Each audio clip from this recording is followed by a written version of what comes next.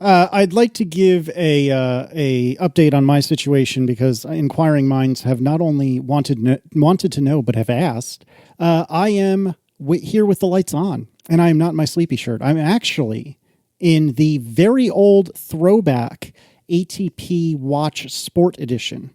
Whoa. Which you cannot get anymore, but is my favorite workout shirt because it's like kind of sort of Under Armour sort of material. And so it's like a little stretchy and plasticky, which is good for a workout shirt. And so anyway, I am wearing that with the lights on. And if you wanted to get some sort of sweet ATP merchandise, I can tell you that now is the time to do it. Like literally right now.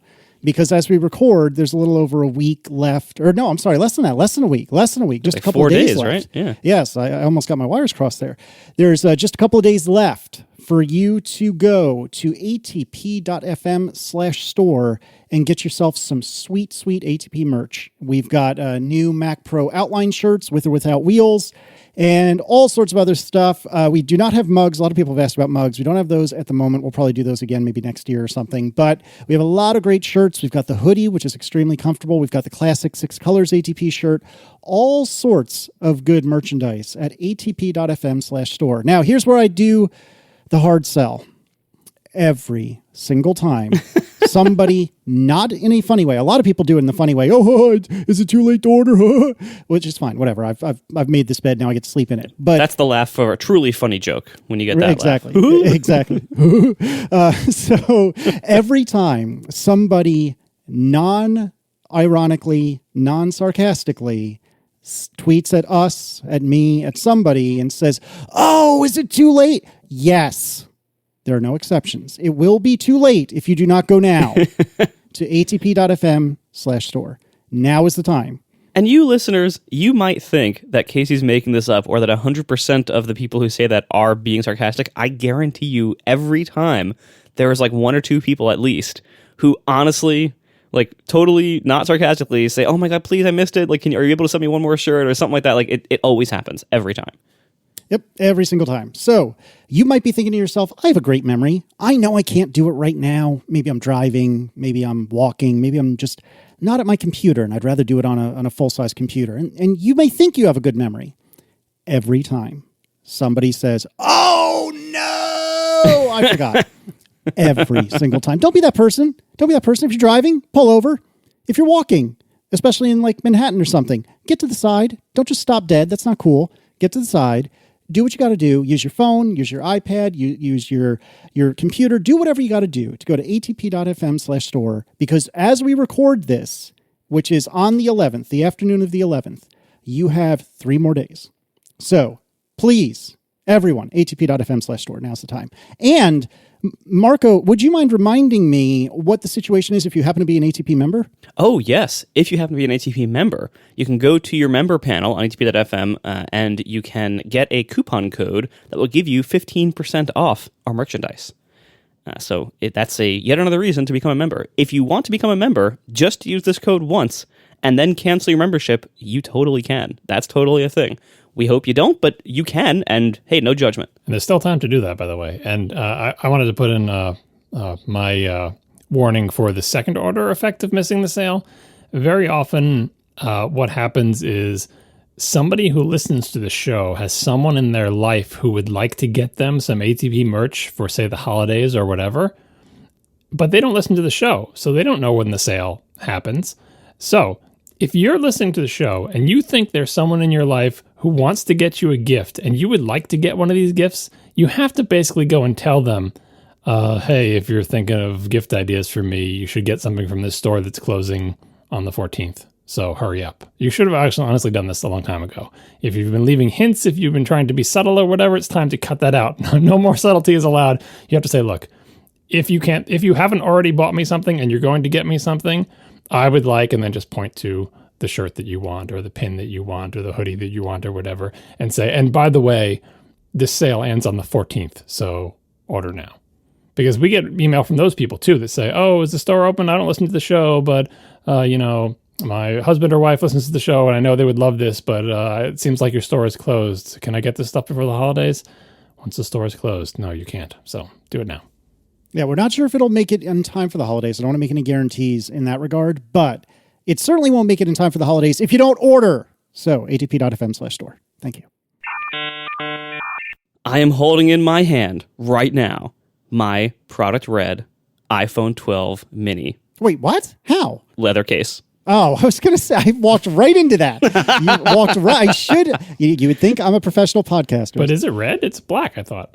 Oh, no, but I have the Apple case too. You're talking about the one that you got. I also got the Apple one. Oh, that's right. Okay, never mind. Yeah. Confusion over. We don't have time to do case reviews in this episode. This is an Apple event episode, but rest assured, next episode in the notes, I'll certainly be reviewing the cases that I've got. By then, Marco, will you have your phone by then?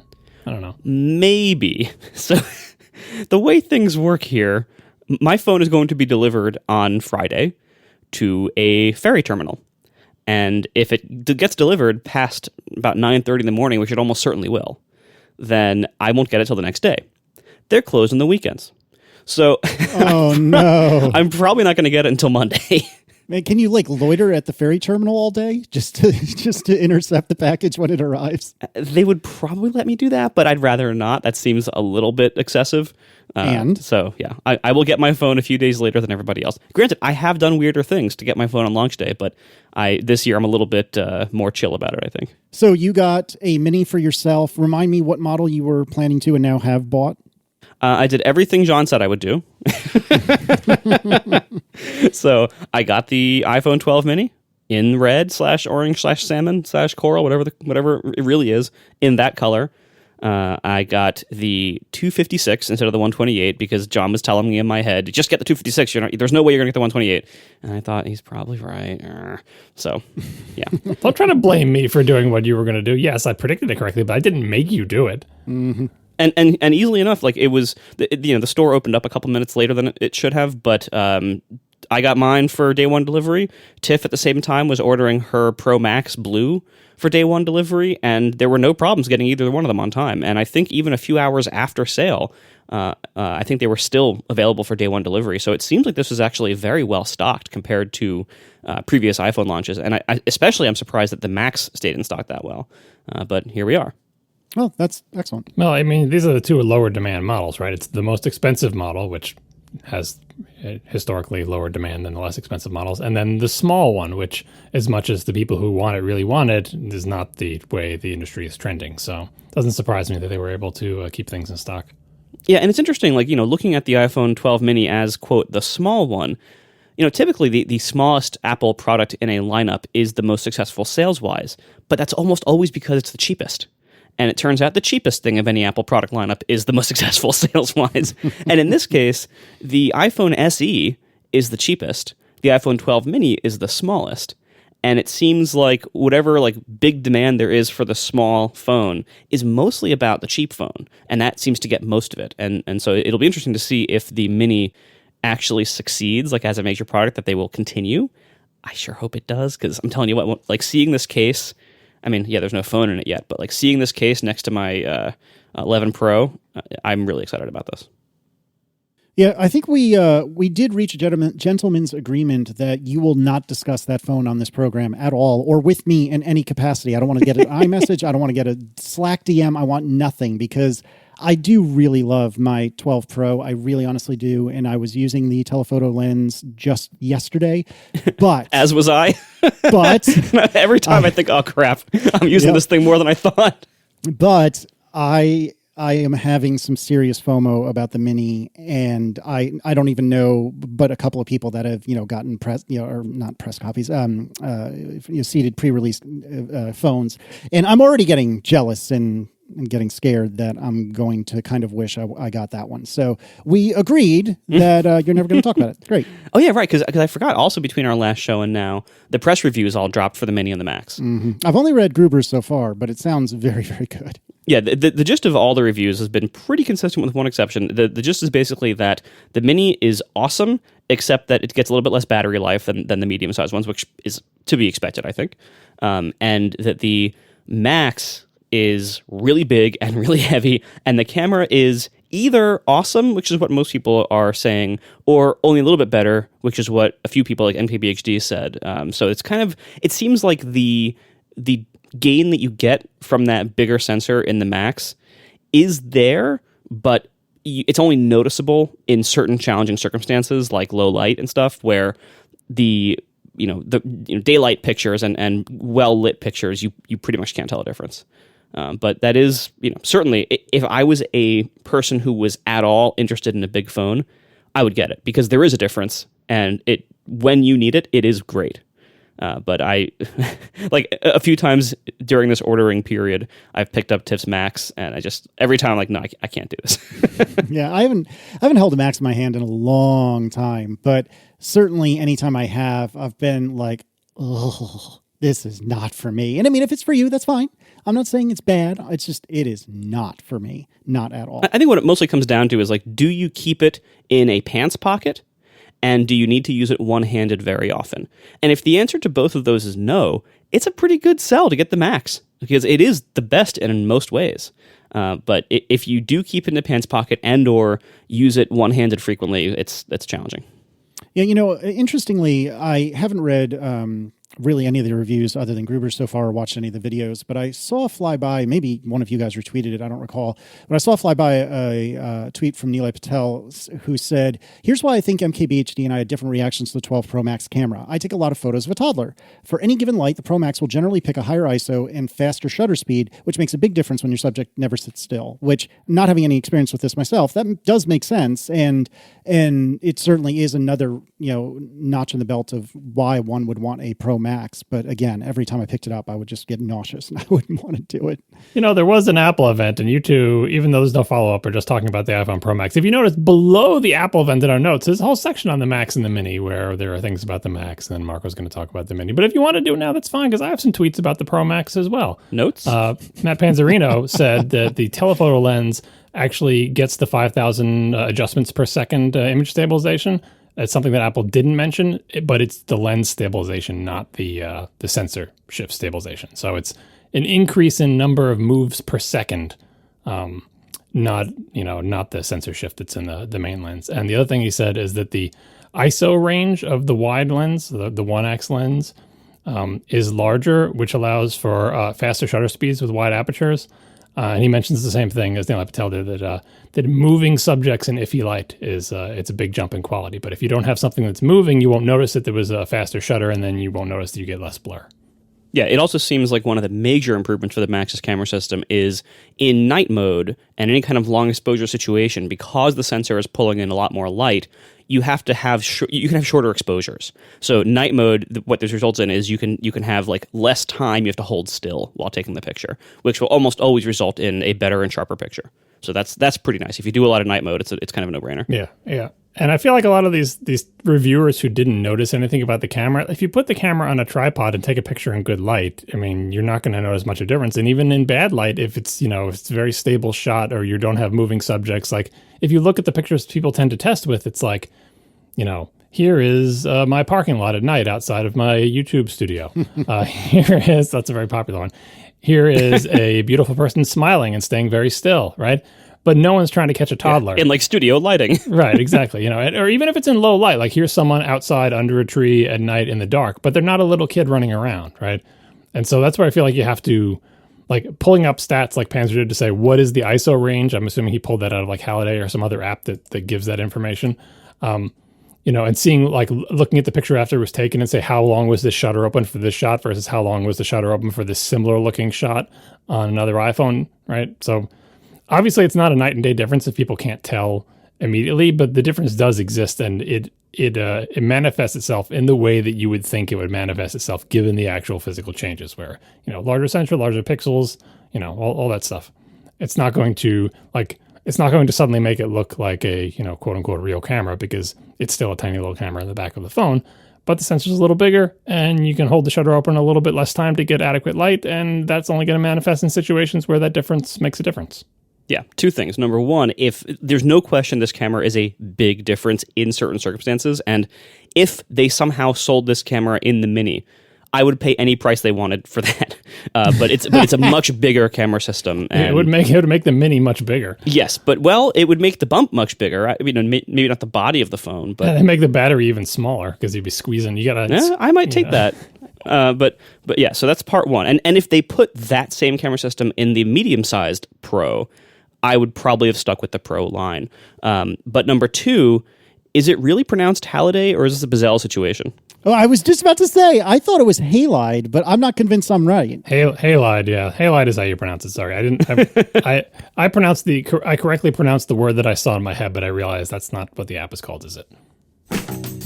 We are sponsored this week by Bombas. They make awesome socks.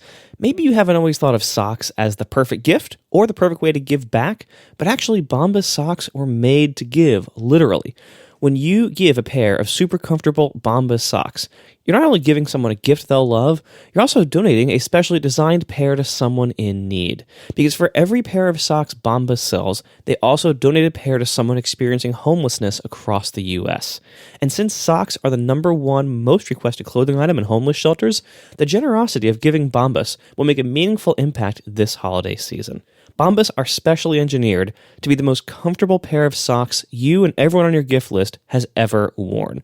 They spent years perfecting every detail, like limiting those annoying toe seams that make your toes kind of hit them in the inside of a shoe, making sure their socks never slip, and creating a special mid-foot support system. And I can honestly say I was given Bombas socks last winter for holiday gifts, and you think, oh, I don't want socks for Christmas or whatever. But trust me, you want these socks because they're so good. I was so happy with the gifts. I went and bought even more for myself, and I'm kind of hoping to get a few more this year, but don't tell anybody. All right, so Bombas come in tons of different colors and styles, including athletic performance socks, limited edition holiday socks, dress socks, and my personal favorite, socks made from merino wool, a natural wonder fiber that's super warm, incredibly soft, and naturally moisture wicking. I love these in the winter. The generosity of Bombas customers has allowed them to donate over 40 million pairs of socks and counting through their nationwide network of 3,000 plus giving partners. And Bombas socks are 100% backed for life. If you or anyone you give them to aren't happy with them, just reach out to their support team who will issue an exchange or a refund. So from comfort to kindness and everything in between, Bombas aren't just givable, they were made to give. Go to bombas.com/ATP today and get 20% off your first order. That's BOMBAS. Bombas.com/ATP. Bombas.com/ATP. Thank you to Bombas for sponsoring our show. All right, we have just a spot of follow-up. Jeff Nadeau, who No, we're not doing. It's an Apple event episode. Oh my God, people! It's do we need to have pre-show? This is what we need to do. Like, people don't know this, but before we put on the live stream, we often talk to each other. Oh, do we have anything we need to discuss? No. Apparently, new rule. We always have something to discuss, which is John is going to tell you how the show goes. Today is an Apple event show. There's no follow-up. I allowed Casey to have one pre-Apple event item just because I didn't know what it was, and it looked like it might be funny. So, Casey, if you would scroll down to topics, you will see Yes. Casey had an oops. Yes, Hopefully okay, your oops does not take 45 minutes. If it does not take 45 minutes, you may now describe your oops. Have we met, John? This will absolutely take 45 minutes. So, Erin's car has murdered another Apple device of mine. I was washing her car the other day, and I was on a ladder this time. If you recall, my 11 Pro, which coincidentally I just got repaired to put in cold storage because I had AppleCare on it, so why wouldn't I repair it? But anyways, because it was scratched to smithereens, that is. Anyways, so the 11 Pro, when I had first got it, literally the day I got it, I was washing Erin's car for reasons that are uninteresting, and I was in a rush because like the daylight was fading. I was trying to get into the kids and into Erin, and her car is an SUV. And so I jumped up to just quickly take a swipe at the roof. I don't remember if I was washing or drying at this point, but I had the phone in my back pocket, which I never, ever do. This again was a year ago. And it all of a sudden, as I landed, I heard something hit the concrete of my driveway and thought, oh no. And so literally within 12 hours of receiving my 11 Pro, it had a shattered back glass, which is, even with AppleCare, considerably more expensive than repairing the front glass. So anyway, just the other day, I was washing Erin's car, and I was on a ladder this time. I was taking my time. I was in no rush. Everything was going well. And I believe I was washing at this point. I was not drying yet. And I was swiping across the roof, and by some miracle, in a way that has never happened to me in the however many years I've owned Apple Watches, I swiped at the bottom of my wrist clipped the roof rack, and I watched the Apple Watch. This is a Series 5, mind you. I still haven't bought a Series 6 yet. I watched it roll down her windshield across the top of the fender and hit the cement. And sure enough, I picked it up, and it now has a little shatter in the upper left-hand corner. Was it on your wrist? Mm-hmm. So it unsnapped. What kind of band was it? Solo loop. No. It's Series 5. I know, but solo loop would have saved you, right? Oh, that's a good point. I see. I did not get your point at first. Yeah, you're right. It would have saved me. Your call is like Apollo Robbins. It removed the watch from your wrist. What the hell? Well done. Yeah, so I, honest to God, have no idea how this happened. I've never in my, 5-6 years, whatever it's been, of owning Apple Watches and wearing them literally every day, basically all day long, I have never done something where the watch just catapulted right off my wrist. And so I swiped the bottom of my wrist against the roof rack in some particularly perfect way that it just went catapulting right off my wrist. So it is not unusable, but every time I look at it, I die a little bit inside. And this is not news to basically anyone except me. Do you gentlemen know how much it costs to repair the Series 5 watch just to get the display fixed? The thing that's $30 if you have Apple Care on an iPhone, and I think it's like $100 if you don't. Do you have any idea how much it is on an Apple Watch? I mean, I'm surprised they repair those things at all because I've seen the process of repairing them. Well, just wait. Yeah, it's like, what can, we make this joke about laptops, like when you open them up, like once you've opened them up once, it's hard to really get them back together quite the same way. But with the watch, when you see what's in there, can you imagine opening that up? And there's so many things that are glued that you have to heat up and then re-glue. It's like, why are they even bothering? They should just use the broken one for parts or just disassemble it, or, I don't know what they could do with it, but actually taking it apart to repair some part and then putting it back together so that it stays together seems to me that it's perhaps a money-losing proposition. But go ahead, how much was it? Jeez, John, this was supposed to be a fast intro. It's an Apple event I know. show. What are you doing? I let him have the oops. I let him have one oops because it's fun to hear about him breaking things, and it's less exciting next week. But it is $350 to repair this watch. Oh, that's not bad. Yeah, that makes sense because it's basically full replacement to do any kind of repair for an Apple Watch because, the parts and stuff inside. I think maybe you might be able to inexpensively and easily replace the battery, but that would be about it at most because most repair at this scale is effectively you replace it and you send the old one to refurbishing because it's just so hard to service. And as discussed in previous episodes, what you can refurbish out of an Apple Watch is not much because typically, especially first-party manufacturer refurbishing, you typically don't refurbish the case or anything that people can touch for various sanitary and aesthetic reasons. And so think about, and usually you don't refurbish batteries either because you just replace them and recycle the old one. And so you figure how much of the Apple Watch is the exterior and the battery, and then how much is the actual refurbishable part on the inside. It's very little. Yeah. I mean, it's fine. I was planning on getting a new one anyway. I would rather not have murdered this one, but it's frustrating, but it's not the end of the earth. But golly, $350 to replace the screen on this thing. And for all the reasons that both of you said, I'm not saying that's wrong or it's not reasonable, but holy smokes, that is a lot of money to replace this thing. And as it turns out, a new Series 6, I think starts at $400 if you get the small one like I do. Oh yeah. Yeah. But I mean, look at it this way. This is an excuse to get the new watch, which you always want every year. You always want an excuse, and here you just popped off an excuse. So here we go. Well, that's the thing, and I wish I could tell you this was all some master plan to just back my way into getting a new one. But I actually had planned on already having a new one on my wrist at this point.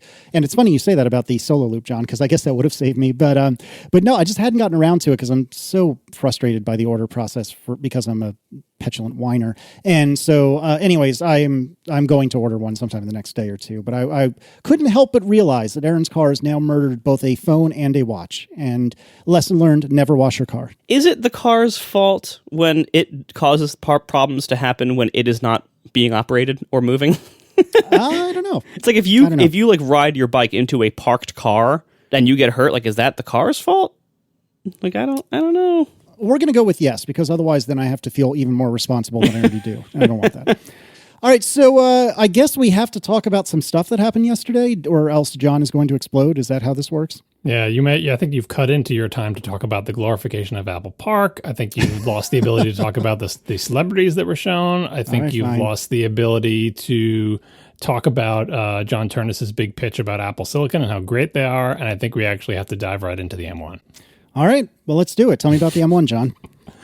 let's start with a sidetrack from the M1 because we have time for that. Yay. Man, it's good to be the king, isn't it, John? My word. Yeah, well, I sacrifice. I sacrifice pre-show. I take things and I cut them out of follow-up. I move them down. I compress. Anyway, now my sacrifices pay off. And I didn't break any of my hardware, so I didn't have any oopses to talk about. Oh, gosh. So this is a call for listeners because we're bad and we should really have full text search of our episodes, but we don't. And I have a terrible memory. I can never remember when we talked about something on some past episode of ATP. It could have been literally years in the past. Someone, probably Casey, said, hey, what do we all think?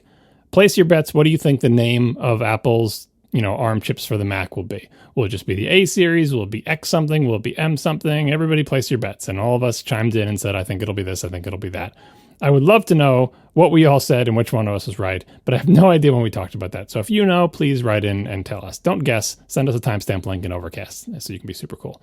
If nobody knows, then it'll remain a mystery. It's not a big deal. I was just wondering. Anyway, the reason that comes up is because when we were discussing what they're going to call, the new series of chips in, Apple's ARM-based Macs, when we talked about them being called M, we said, but also Apple has already kind of used M with the M7 Apple Motion coprocessor that they included in the something or other. I got to look it up. 5S, I believe. Yeah. Anyway, and they've incremented that number apparently. Like the M8 was in the phone after, then the M now. And I think they're up to M14 now, right? So it's like, well, they already used M something, but they can reuse names. They've reused iBook for a piece of hardware in a store where you buy ebooks, and nobody knows the name of the motion coprocessor anymore anyway, and it's all folded into the system on a chip these days, I think, anyway. Yeah, or maybe not, because it's got this little... Is it? No, I think that's kind of why they stopped talking about it, because it used to be a separate chip, and then at some point it just became part of the A whatever series system on chip.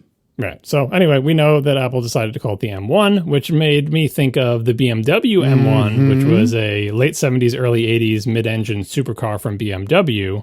And BMW has a line of cars that we talk about, the M series. They have a 3 Series, 5 Series, 7 Series, 8 Series, so on.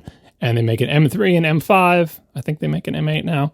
It's M3, M4, right? Because it's the 4-door and 2-door. Anyway, BMW made a 1 Series. And if they're going to make an M version of the 1 Series, it would have to be the M1 to go along with the M3 and the M5 and so on and so forth. But BMW said, we can't use the name M1. We already used that for our supercar in the late 70s, early 80s. So they called it, frustratingly, non-uniformly, the 1M, a car that Marco owned for a while. Mm-hmm. Apple, again, has no such problem. They're calling this thing the M1, despite the fact that 6 years from now, they're going to put a chip in some Mac called the M7, which will be the exact same name as the motion coprocessor, but no one will care. I just thought this was funny. And the M series of chips that I think, regardless of who thought that was going to be, the chip is like the obvious choice. We always talked about it as like the boring choice. M for Mac, right? I heard someone say it might be M for mobile. No, I think it's M for Mac. So this is the first chip in a Mac, and it's called the M1. Now, as for the actual chip, we talked at the very end of last week's episode.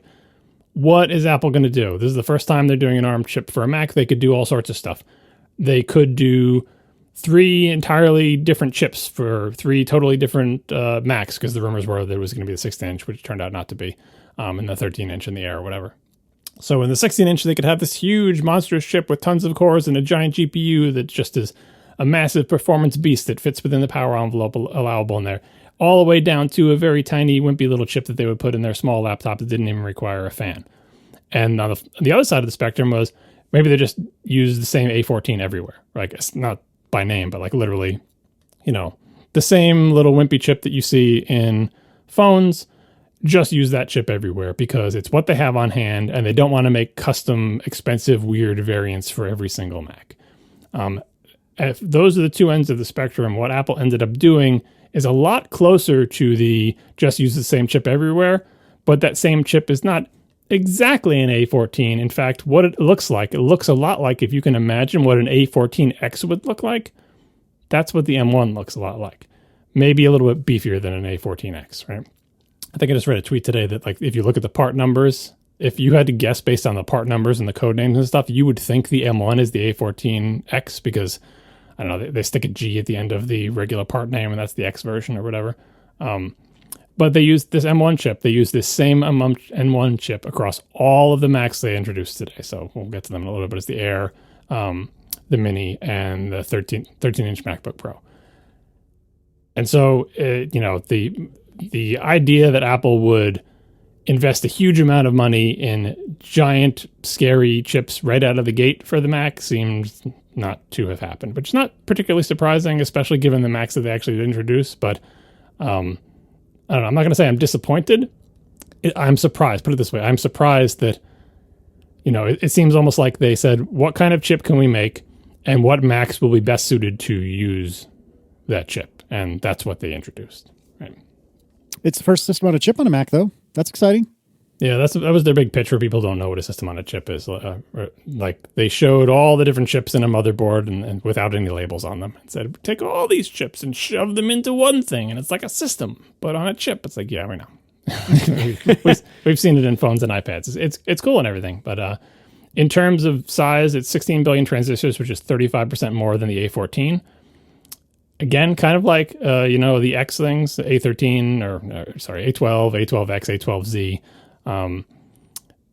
You can add more GPU cores, you can add more CPU cores, a little bit more memory, a little bit more transistors, right? So if you're wondering how much bigger is this chip than the chip in my phone, in terms of transistor size, 35%. So it's not that much bigger. There's no T2 in these Macs because you don't need it because the M1 has all that stuff inside it, right? So in case you're wondering, because the 13-inch MacBook Pro has a touch bar, does that touch bar run off a T2? No, it doesn't. They could have, and maybe it would have been more like the old way it ran, but that's not how it works. Apparently it works as far as the computer is concerned, the touch bar is just another little miniature screen and just another little input device like the trackpad or whatever, right? All running off the same, system on chip. Unified memory architecture, which is just their way of saying that we don't have dedicated VRAM. There's just one set of RAM for the GPU and the CPU. Again, like every iPad and phone that's been out there, right? Not surprising. What they showed in the keynote, and what I think a lot of people weren't aware of before and continue not to be aware of based on the questions I see on Twitter, is that on Apple system on chips, the RAM is in the same package as the system on a chip, right? So, or at least in the M1. Anyway, I don't know about it in the phones. Yeah, and do we have confirmation that it's not on die, right? But it's in the same package? Yeah. I put a picture in the show notes. You can see, this is a picture that Apple put up, and unlike their other pictures that are just like sort of logical diagrams of the bits and pieces, this appears to be an actual photo of a physical part. So you can see the shot of the M1 die, and then in the same package, meaning in the same thing that we're going to cover with a piece of plastic that says M1 on it, over to the side are two chips that represent the RAM, right? So it's mere millimeters from the thing, in the same package, connected by little interconnects, not wires or anything, right? And then that thing is slathered over with a piece of plastic that says M1 on it, right? And so people were wondering, like, why, we'll get to the RAM, the RAM specs in a second, but why are the RAM limits the way they are? Well, the amount of RAM you can put in an M1 Mac is the amount of RAM you can fit in the package in those two little spots. Now, there's no reason an ARM-based Mac can have RAM external to the system on a chip, but this one doesn't. So there, right? I believe this is the first die shot that Apple has given, at least in recent memory. Meaning a photo of what the actual M1 silicon chip looks like, presumably under some kind of microscope. If you've ever seen one of these photos, they always kind of look shimmery and multicolored because of the way the tiny features, bend the light and reflect off of it. And you can look at them and it looks kind of like a multicolored city viewed from very high above in a satellite or something. And you can identify different regions based on the sort of patterns of regularity, right? If you compare to Apple's logical diagram, you can kind of see, I see how when they draw like the GPU and they draw a bunch of rectangles, I kind of see what they're drawing because here, and that looks kind of like that. But as you can see in the real die shot diagram, Anantech has a good article where they put outlines around the parts and they try to label them. It's not as neatly as arranged as their diagrams are. It is, it's more like a city that has evolved over time. And by the way, when I wrote die shot into the notes, this reminded me of a game from a classic Mac game called Sky Shadow by Cassidy and Green, and it had a sound effect. It must have been like a 22 kilohertz sound effect of some British person saying "nice one" when you went over a power up, right? But with the British accent and the sort of garbled nature of the recording, when I was a kid, me and my brother would debate, is he saying die Schwat? Or is he saying nice one? Die Schwat. Nice one. And so every time I hear die shot, I think die Schwat, which is not a real thing. If you would like to hear that sound effect, we will put a link to it in the show notes. Wow. Die Schwat. It's funny what sticks in your head after all this time. And not just you, John, like the royal you. It's funny what will stick in your head. Someone just did, speaking of that, I don't know what the word for this is. Someone will tell us, but there was some video of a news reporter being heckled, and he turns around to the person behind him, and like it was a meme video on YouTube, and it's captioned, right? So you can watch it with the sound off on your phone. And so the heckler's behind the reporter. The reporter turns around to the heckler, and the caption says "F off," but not F, just so Marco doesn't have to bleep, right?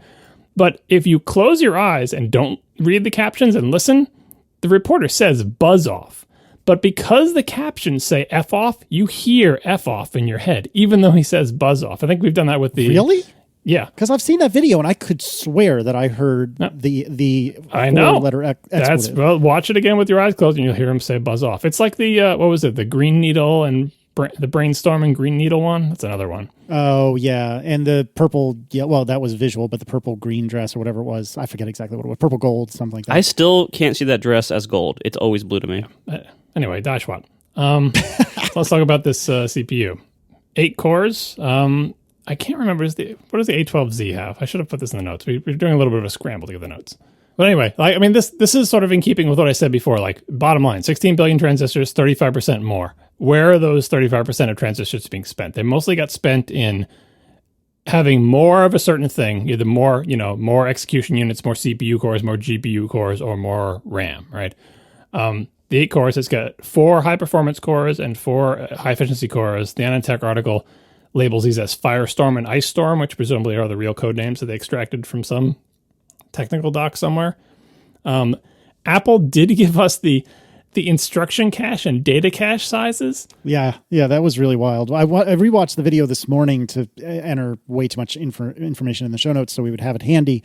And I realized, whoa, they actually put cache sizes on there? That's very un-Apple. It's like, of all the things to give us, especially since they don't give us things like the clock speed, which seems like it'd be more higher level than... Anyway, so they give the cache sizes, and it's only interesting to say, like, for example... the shared 12 megabyte L2 cache. This is an L2 cache that's shared just among the high performance cores, as far as I can tell. It has 12 megabytes. The A14 has 8 megabytes. So again, the M1 is like a slightly scaled up A14. It has more cores. It has more cache to feed those cores. It's got the four high efficiency cores, similar, I'm assuming these are the same cores in the A14 that are high efficiency, similar, slightly larger cache sizes, so on and so forth. And Apple's bragging that this is the best CPU performance per watt, the fastest CPU in the world. Casey was upset about the charts they provided to demonstrate this. I'm assuming that's you put this in here and called it a Bezos chart. They are Bezos charts. They are. That's fair. There's no units. It's performance. Higher is better. Power consumption. Lower is better. I would generally have a problem with the use of Bezos charts, but when you're trying to communicate in a PR, commercial, performance, that's a really hard thing to generalize into one graph because performance has so many different aspects. So there is no way to create a precise graph of, quote, performance as a whole. So the fact that they're using hand-wavy things here doesn't really offend me that much. I thought these charts were good in that what they were trying to show, like they eventually did label and put numbers on what they were trying to show, which is relative performance. Now, if you just look at the chart with nothing labeled, you're like, well, that can't be relative performance because I have no idea where 0 is. So these two lines could be 0.00001 whatever units from each other, and they're just showing me a real zoomed in portion so they look like they're far apart, right? But when they labeled them, they said, look, we are, twice the speed at half the wattage. And they put like a 10 watt line down the, vertical line down the thing. So they did show, we're not fooling you by zooming way in on what is actually a small difference. They came out and said, we are, this much faster, this much less power, so on and so forth. So they're really just showing the relative curves of things. And this is their version instead of showing benchmarks. They used to say, here's a common task and here's how long that common task takes. They're going with more synthetic benchmarks here. Like we're this much faster per watt on whatever it is that we're deciding we're measuring. Same thing with the GPU. They didn't even label, this is another theme. They didn't say Intel anywhere. They just kept saying PC. laptop PC chip, our latest PC laptop GPU. Like, we know what they mean. We all know they're talking about Intel. They are, in fact, also talking about all of their own products, although not every one of Apple's products has the latest and greatest of everything. But what they're saying is M1 performance really good, which is not shocking considering how much faster the A14 is than every Mac that Apple sells. And now this is like an A14 with more cores in the CPU. More cores in the GPU as well. It's got an 8-core GPU. Cores in GPU parlance is weird because I don't know how Apple counts cores. Every company that makes GPUs decides what number they're going to throw at you. How many, like, you can break it down into much smaller and smaller pieces and say we have, 5,000 of these little execution things, but Apple tends to go in bigger chunks. So these core things for the GPU, they're only comparable between Apple's own chips because GPU cores don't have a sort of agreed upon meaning, and it really depends on how big a block of your GPU you decide to look at. But anyway, it's 8 GPU cores, which is the same as the A12Z in terms of number of cores, whatever that means. 7 GPU cores on some of the models, which we assume is exactly the same situation as the A12X and the A12Z, where they make a chip with 8 GPU cores, and for some of those chips, one of the GPU cores doesn't work, and they just disable that core and say, now it's a 7-core GPU, because GPU cores in general is just, not infinitely, but very easily horizontally expandable. You can just keep adding more cores depending on what your budget is for transistor space, and there's plenty of pixels to pump through them. Yeah, they do give executions. 8 GPU cores, 128 execution units, 24,000 concurrent threads. Yeah, I would love to know a breakdown of what they consider a core. If you look on the chip, you can see kind of a shape that's repeated 8 times. And I'm like, well, I guess that's the core, because you can look at it and it looks like the same shape a couple times.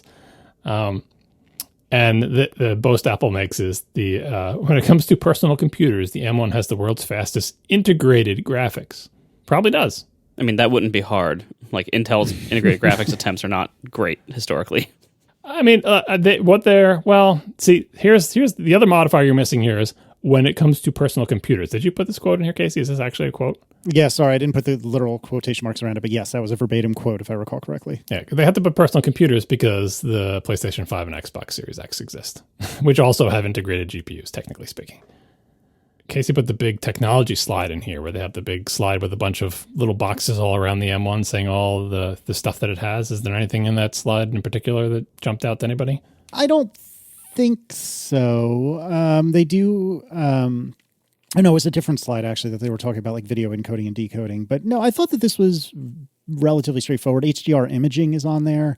Oh, there it is. I'm sorry. High performance video editing. Oh, no, editing, not encoding, decoding.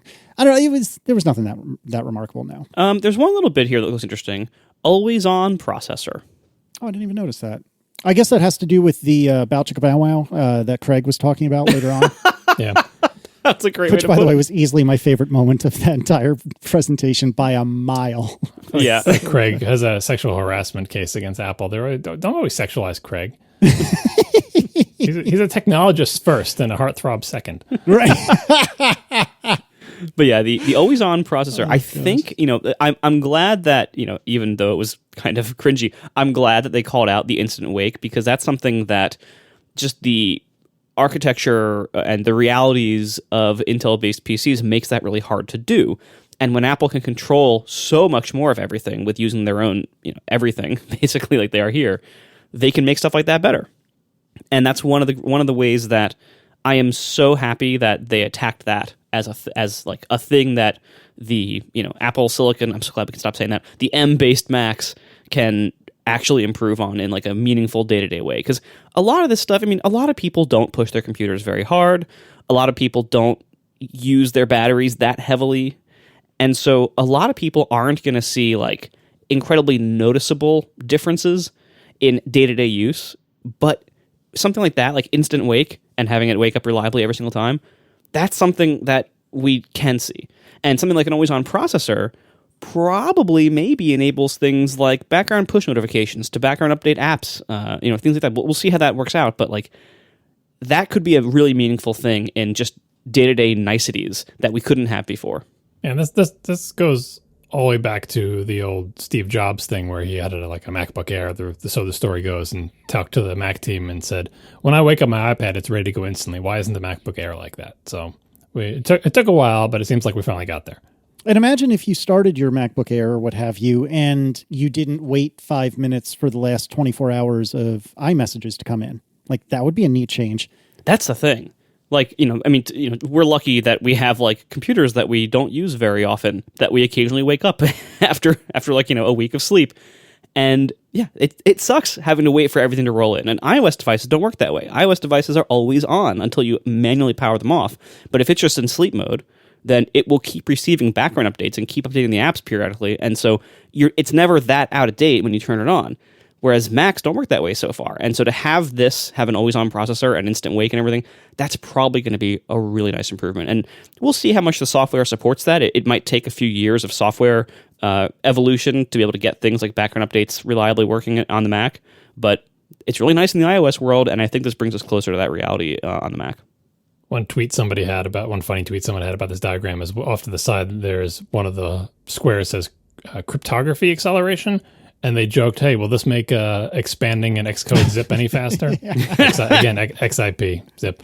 Unfortunately, I doubt it because that task is almost certainly I/O bound. But I'll be happy to be proven I/O bound and I think non-multi-threaded. So if they just multi-threaded it, it would really help. Well, and also cryptography acceleration is nothing new in modern CPUs. Like what they probably are getting this from partly is bringing the T2 in chip, because the T2 had acceleration for disk encryption. Mm-hmm. Even the previous Intel chips and all the previous A-series chips have had hardware-accelerated cryptography instructions at the chip level. So that itself is nothing particularly new. It's nice, but it's not new.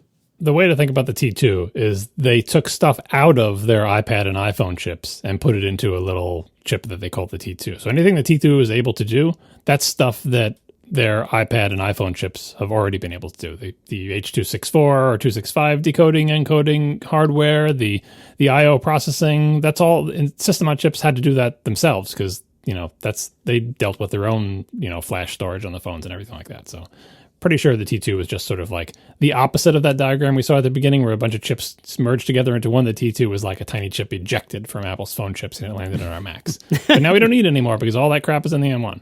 I wonder what the high-efficiency audio processor is. I mean, it's probably something that already exists in phone and iPad chips. It's some kind of audio, it's like the image signal processing thing they have for the camera, right? But for audio. Like it could be like hardware-accelerated DSP, but they already had that in the CPUs. I mean, see, here's the thing about Apple not really telling us all the details of their system on a chips. Even if you look at the ZenTech article, they're trying to guess what's inside the CPU, like how many execution units, how deep are the pipelines, how many reorder buffers, what is the dispatch with. But they have to guess because Apple doesn't tell you, right? So they have to run these tests that try to experimentally determine these answers. If you look in the system on a chip with the die shot that we had earlier, they have labeled regions. There's also a lot of regions that are not labeled. And that stuff does something. What is it? And so you're like, oh, well, there are instructions in the CPU for doing this type of stuff. And, the Neon instruction set, the SIMD instruction set that ARM supports, that's in there too.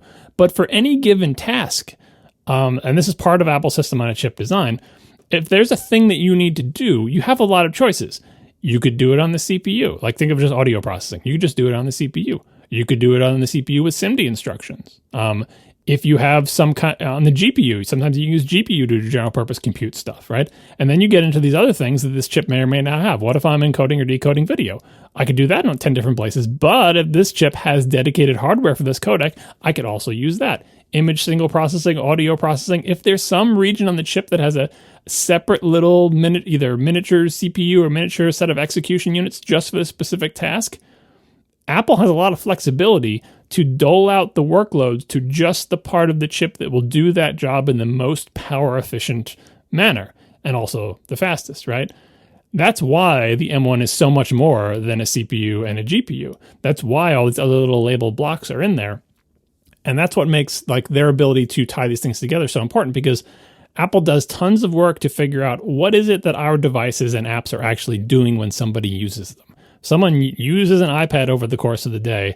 How much is this corner of the chip used? How much do we use the integer units? How much do we use the floating point units? The NNTech article has an interesting thing about the fact that this the M1 can apparently do like, dispatch, do 4 floating point operations per cycle or something like that, which is wider than even like the biggest Intel chips. And like, why would Apple care so much about being able to crank through floating point instructions? And they speculate it's because in JavaScript, every number is a floating point number. And that's why Apple's things could do so well in JavaScript benchmarks, right? Who knows? Like they're just speculating. But the whole idea is that Apple figures out what their devices actually do. And then they say, look, we're spending a lot of time, for example, doing audio processing on the CPU. And the CPU is a relatively large thing to keep powered up and cranking. So maybe if we fed, whatever that audio API is to a dedicated tiny unit that just does that one function, we could keep the larger CPU asleep. Like even the high efficiency cores can be less efficient because you've got to turn all the machinery of, instruction decode and everything instead of have those things go to this dedicated unit. I have no idea how much of that is happening in the M1, but if you look at the results in terms of, we'll get those in a little bit, what is the performance, what is the supposed battery life, or just look at the results on iPads and our current phones, right? Clearly, they're doing a really good job of not burning electricity, doing everything, with the CPU, right? So every one of these little blocks in this diagram is not an execution unit. It's just a bunch of words on a slide. But some of them might be. Some of them might be in that sort of unlabeled region of the chip. We just don't know. We are sponsored this week by Flatfile. Think of the last time you imported a spreadsheet into a web app. Did it work correctly the first time? Nearly everyone has dealt with formatting messy CSVs or Excel files so the data can be imported correctly into an app. It's a huge pain. And even us engineers building these apps aren't spared. We're typically doomed to build data parsers from scratch, and usually not even for the first time. I've personally built CSV importers numerous times. And it isn't just about CSV upload, but header mapping, data validation, or even a nice UI component, which really adds to the sprint of this. As exciting as it is to build another custom importer, exciting, right? Compared to core product features, our friends at Flatfile have finally made a drop-in solution. It's much better. Flatfile Portal is the elegant import button, offering an intuitive data import experience for your app. Portal integrates with virtually any application and in a matter of minutes can intelligently ingest, validate, and transform incoming spreadsheet data so it's clean and ready to use in your backend. If you're interested in testing out Flatfile Portal in a production environment or even playing with it in a code sandbox, go to get.flatfile.io/ATP. Once again, get.flatfile.io/ATP. Thanks to Flatfile for sponsoring our show. All right, so what else we got? Performance. We don't have any benchmarks yet because nobody has these things, and we just have those Bezos charts, right? But everyone wants to know, what is this thing going to be like? Anatech, again, keep referencing this article. They don't have one either, but they're saying, look, we do have an A14, and we do know how the A14 runs, and let's compare the A14 to a bunch of other chips. And it's already like the fastest chip out there. And this is going to be better because it has more execution units and a bigger GPU and so on and so forth, right? Some concrete M1 performance numbers. This is from David Smith, not underscore, on Twitter, who is an Apple employee.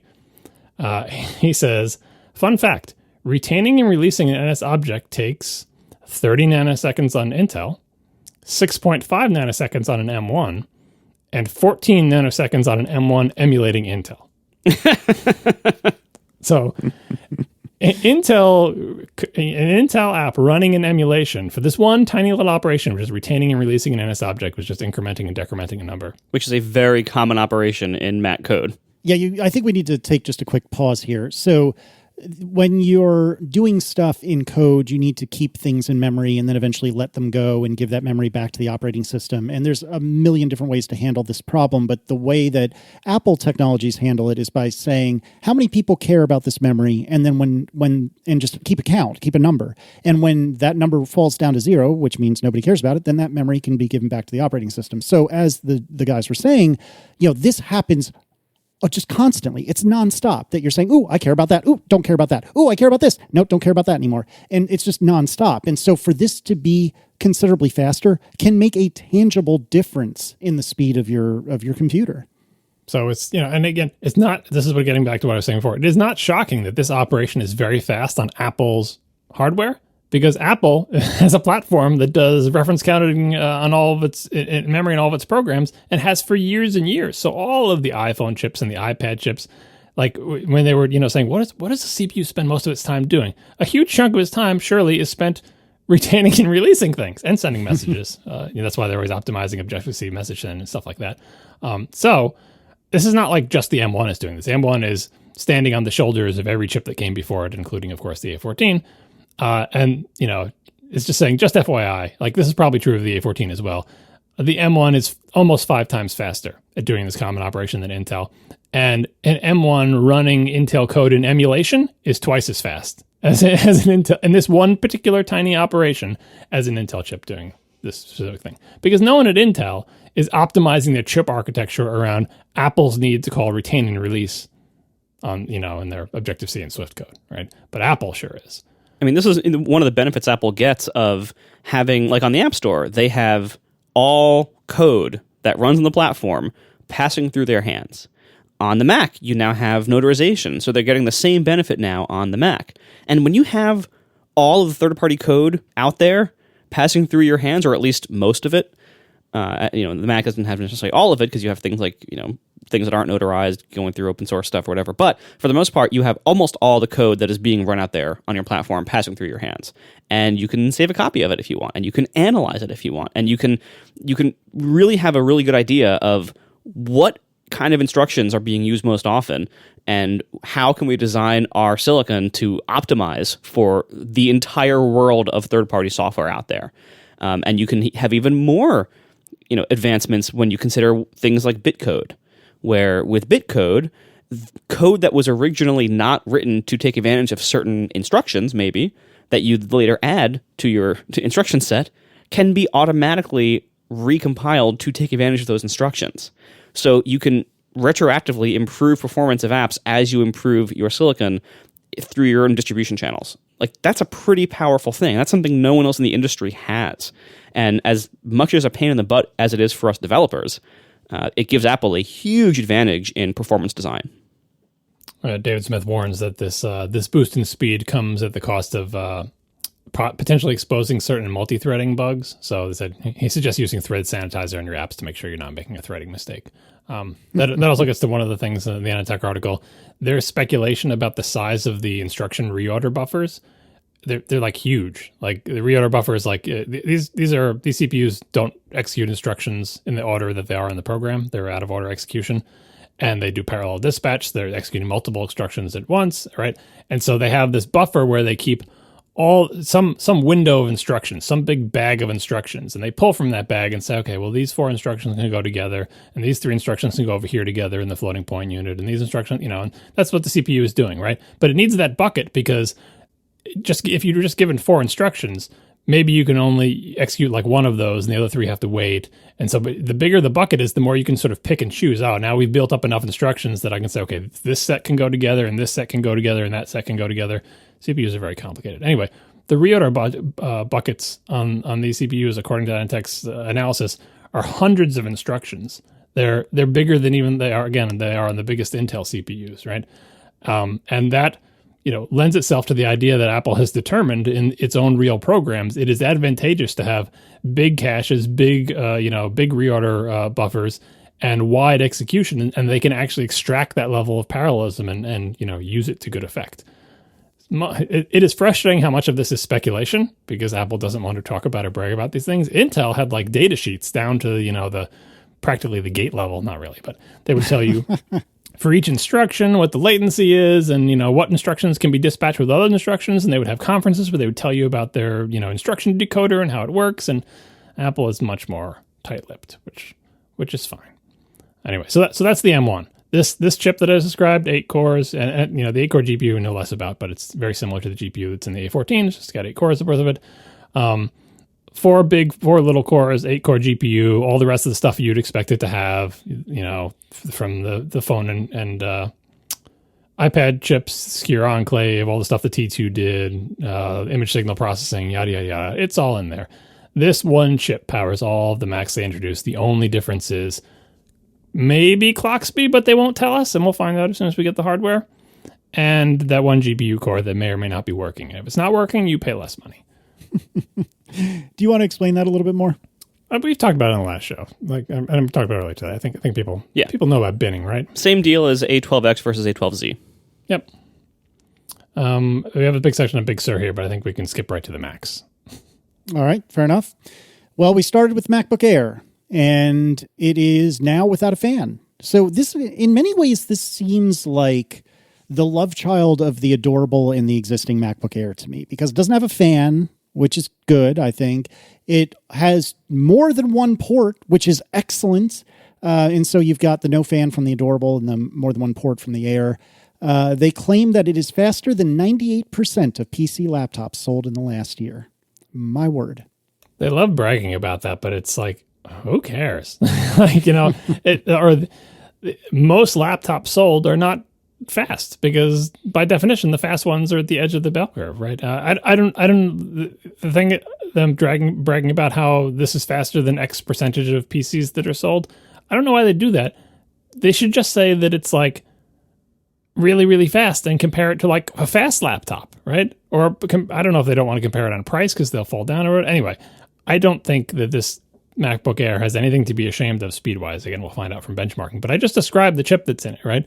The only way you can make that chip not insanely fast is to just clock it really, really low. But we already know in a fanless iPad, a lesser version of this same chip, a much lesser version. Hell, the A12Z, 2 generations old thing with, fewer CPU cores and similar GPU cores, is insanely fast. This MacBook Air, again, unless it's clocked lower than the iPad, which I can't possibly imagine, is going to be very, very fast. I don't think it's a love child of anything. I think it is just take the existing MacBook Air, remove the fans because you don't need them anymore, and put a way, way faster and more power efficient CPU in there, and a faster and more power efficient GPU. This computer is, with the exception of the complete lack of touch and Face ID, but again, set that aside. We'll get there. I think it's great. I think if you have an old MacBook Air, you should throw it into the sea right now. No, not really, because you might need to run Intel stuff or whatever. But can you imagine, like, just set aside the Apple Silicon stuff. Pretend this was still an Intel Mac.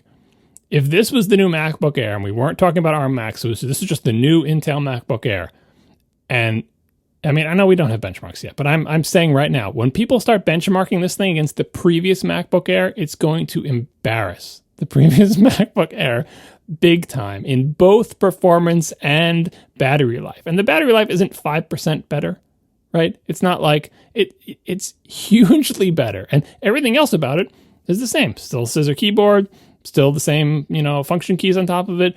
The display is the same resolution, although now it's a P3 thing. This computer is fairly amazing. And by the way, it's got USB 4/Thunderbolt 3 ports instead of the older thing. I know that whole spec thing is confusing, but just trust us when we tell you it's at least as good, if not better, than the ports on the previous MacBook Air, as far as we know. Same crappy 720p FaceTime camera. That was hilarious. I love how much time they spent talking about how much better their image processing was. So you'll be able to get better video out of the stupid FaceTime camera because of their wonderful image processing. So in other words, the hardware's the same, which is still embarrassingly bad.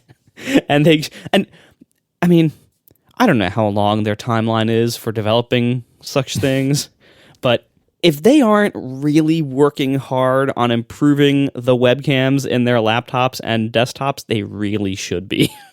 Because the world really demands that right now. And their webcams are so, even before this past year, their webcams were kind of comically out of date and crappy. And people say, oh, well, it would make the lid thicker. Well, figure something out. Figure out some kind of compromise. Camera bump. Yeah, maybe. That's fine. That would be fine because people actually need that. Like, I personally wouldn't use it a ton, but I use it some, and it's fine. Like, people use that. It matters. It matters now more than ever, but it has always mattered. And yeah, so I did find that kind of hilarious how much time they gave to their lack of hardware upgrade to the camera, but somehow we're gonna fudge the image a bit to make it better. Well, see, the thing about fudging the image, like, yes, they should upgrade the hardware. They absolutely should. They need to, or whatever. That said, our experience with Apple's phones has shown that a lot of progress can be made with quote-unquote crappy sensors just by improving the image processing. Now, I don't know how much this particular image processing improvement makes a difference on this terrible 720p FaceTime camera, but it can't hurt, right? And if it wasn't being done before, like the fact that they can sort of piggyback on all of the work done for the front face, or for all the cameras, but for the traditionally lesser front-facing camera on phones, that's one of the benefits of going to ARM. It's like, oh, why don't we just do the same thing we do when people look into their front-facing camera on phones? It's the same architecture. We've got the same libraries, the same weird execution units, whatever, same image processor, whatever we're doing on the phone, do that here. And they do it, and they say, hey, this makes the camera look a little better. Does it make the camera that much better? No, we still need better hardware. But this is like, it's not free really because it's a different operating system, but like this is what I expect to get from moving to ARM is things that the phone was previously better at. Now the Mac should be better at them as well. And in terms of the hardware, I said camera bump. I said the same thing during the keynote and tweet, I think. If you start thinking about a camera bump on a Mac, you start to wonder how that would manifest, right? You could bump it out the back, which would, make Johnny Ive cry, but hey, it's bumped out of the back on phones. Like, I'm saying the camera faces front, but the bulk of the camera bumps out the back for like a little bump or a notch or something. I would pay that price in a heartbeat for Face ID. But I can see them not wanting that. You could bump it out the front, but then you need like some kind of dent or ditch for it to go into when you go into clamshell mode. Right, which is right where your thumb lifts the lid up, though. So they already have the cutout there, so you kind of can't. I mean, you could do you can make it go into the cutout and think of it as like a tab going into a cutout. So now when you lift, you're actually lifting the little tab out of the slot instead of just having a slot with nothing in it. You know what I mean? I don't know. I leave it. I would even accept just make the lid a little bit thicker. It's not like someone's crying that the MacBook Air is super thick and they can't handle it anymore, right? Especially on the front edge, right?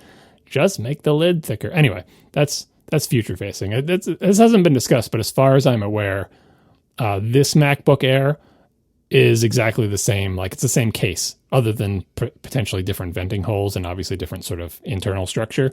But dimension-wise, I don't think this is any bigger or smaller than the current MacBook Air. In fact, it weighs the same as well. Yeah, and I think, and that's been a point of a lot of criticism of this event so far, that basically what they released, it did do, kind of what we were saying last time, like it did change out the guts, and now they're faster and better in a few little ways and a few big ones, and they are, better battery life. But otherwise, they look pretty much the same.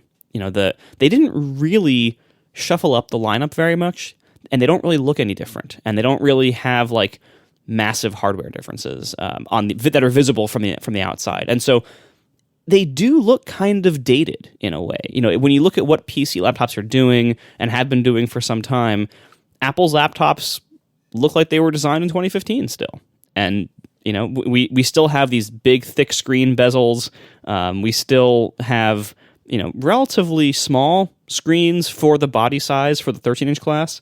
Like, because, when you make the bezels thinner, you can fit a bigger screen in the same laptop size that the PC world has been doing forever or for years. We still don't have things like cellular that we were hoping to get with this transition. We still have the same situation with touch, which is we have no touch screens, and on the same models as before, we have forced touch bars. And on the ones that don't, we still don't. That's nice. And so a lot of that stuff hasn't changed at all. Now, it remains to be seen whether that will change. In previous architecture transitions, the first models of the new generation kind of look the same as the previous ones. And then they, over the following years, use their gains in efficiency and everything else to make better things that they wouldn't have been able to make with the old architecture. So I have a feeling a lot of that stuff is yet to come. But a lot of people are understandably kind of disappointed that at all the things that didn't change. We didn't see big price cuts. We didn't see, as a result of not being able to, not having to use Intel's chips anymore. We saw small price cuts here and there, but mostly similar. We still have the exact same dimensions, size, weight, like all that stuff. So I hope and I suspect that more differentiation in the hardware is coming. But here on day one, it's not here yet. Yeah, that was another sort of spectrum that we talked about the previous show. The spectrum of the CPU was, are you going to make a radically different CPU and 3 different radically different CPUs for 3 different Macs? Or are you basically just going to take an A14, puff it up a little bit, and use that across the whole line? And similarly, the range of do what you did in the Intel transition, which is take your current line of computers and put different chips inside them, or something radical where these computers look nothing like the previous ones and they have touchscreens and Face ID and they're just, totally new. They didn't do that. In this case, they went hard on the other edge, which is like if you looked at these, you cannot visually tell the difference without squinting at most of them. So, I mean, for the first generation product, it's not unexpected. Again, it's what they did with Intel. People who are disappointed, I hope that they channel that disappointment into more fervor in the second and third gen, because I think it is very excusable for the first gen. It's not like Apple doesn't have a lot to do. They have a lot to do just to make these things work at all with all the software stuff and to get it all, to work in this package. And, thankfully they sorted out the keyboard situation before this came, right? So I give them a lot of leeway to have these computers be boring. And this was talked about in the Intel thing. I don't know if Apple talked about this, but obviously all of the customers talked about this, of like that it is comforting to say, I heard the Macs have this new thing and now I'm scared. And Apple's here to say, it's the same computer you know and love. Look, it looks identical. Like, oh, I feel better now. Whether that was ever an actual strategy or whether it's just the reality of you can't do everything all at once, it is a real thing in the market that having a computer that looks the same as your previous MacBook Air but is just better in all measurable performance ways makes people happy without scaring them. And to reinforce that point, doing that is a ton of work. Like all of the other things that had to happen for an architecture transition to be pulled off smoothly to make the new things that are completely different internally and technically look and work just like the old things, but better. That's a ton of work and that's a ton of engineering. And so it is reasonable to expect that we didn't have massive other changes because even making this happen was a massive undertaking. So I have faith, Apple is pretty good on the whole. There have been some dark periods, but they are pretty good on the whole at moving Mac hardware forward over time and making exciting things happen in their hardware lineup. And, it usually doesn't happen as quickly as we want. And sometimes we take a step back before we take a step forward, but it does happen on an infinite timescale. And so I do think we will get there. And even though I was hoping for more excitement in the hardware, it is totally understandable why they aren't there yet. Yeah, I agree. I don't think it's unreasonable to have hoped for it, like you just said, but I don't think it's unreasonable at all that they're wading into the pool rather than jumping in the deep end. And I don't know, in some ways this is kind of jumping in the deep end, right? Because the M1 sounds, if you believe the Apple hype machine, to be like a phenomenal processor. And if the M1 is basically just the A14 cranked up a bit, like we've been saying, imagine what an M2 or an M1Z or whatever, and I know we covered this earlier, but it seems so obvious to me in retrospect that you would want to, if you're Apple, wade into the water very slowly, use these chips that are almost exactly like what you've already been shipping for a while, and use them in the basic laptops and smaller computers that a lot of people rely on. And then it seems to me like if there was going to be a hardware refresh, I would think, and you can remind me of this, in a few months whenever the hardware refresh happens, but I would think that they would wait and do something bigger with like the 16-inch MacBook Pro or something like that, or even the 16 and 13 in concert.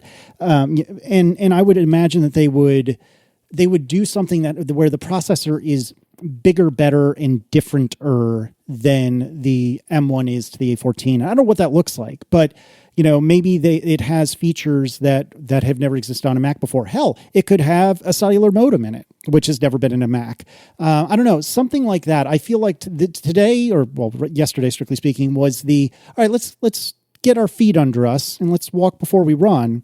And I would be very surprised if we don't see stuff in the next 6 months that's really going to knock our socks off.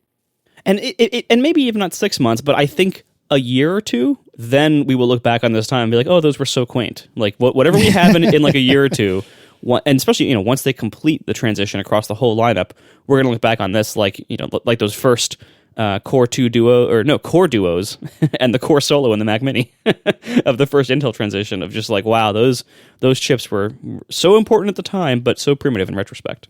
I'm glad to see that all of the specs of the M1 in terms of the supported protocols and ports and everything, that they didn't skimp, right? I mean, most of it they're just piggybacking on stuff that they've done in the iPads and phones already, but not all of it. So this has Bluetooth 5 and Wi-Fi 6, so the latest versions of that stuff. 2 Thunderbolt / USB 4 ports, right? As that's new to Mac. Like as far as I'm aware, the iPad Pro doesn't support Thunderbolt in any way, shape, or form, and none of them support USB 4, which is a confusing spec that we talked about in the past in the show. But it supports DisplayPort, Thunderbolt 3, USB 3.1 Gen 2. Like it has ports that you would expect a Mac to have. Like when I saw the MacBook Air when they said it's fanless, I immediately had dread in my heart. Said, oh no. Are those just plain USB-C ports on the side? Like, are those basically are those 2 ports? Are those just like 2 iPad ports? No, they're full-fledged Mac ports. There's only 2 of them, which isn't great, right? And they're more limited, right? But hey, it's the MacBook Air, right? So I'm glad these specs are, it's a forward-looking architecture. Like they've, if you're wondering how are they ever going to figure out how to do Thunderbolt with an ARM Mac, done. Don't worry about it. They've got it under control. Obviously more work to do for the bigger Macs, and we'll talk about that later.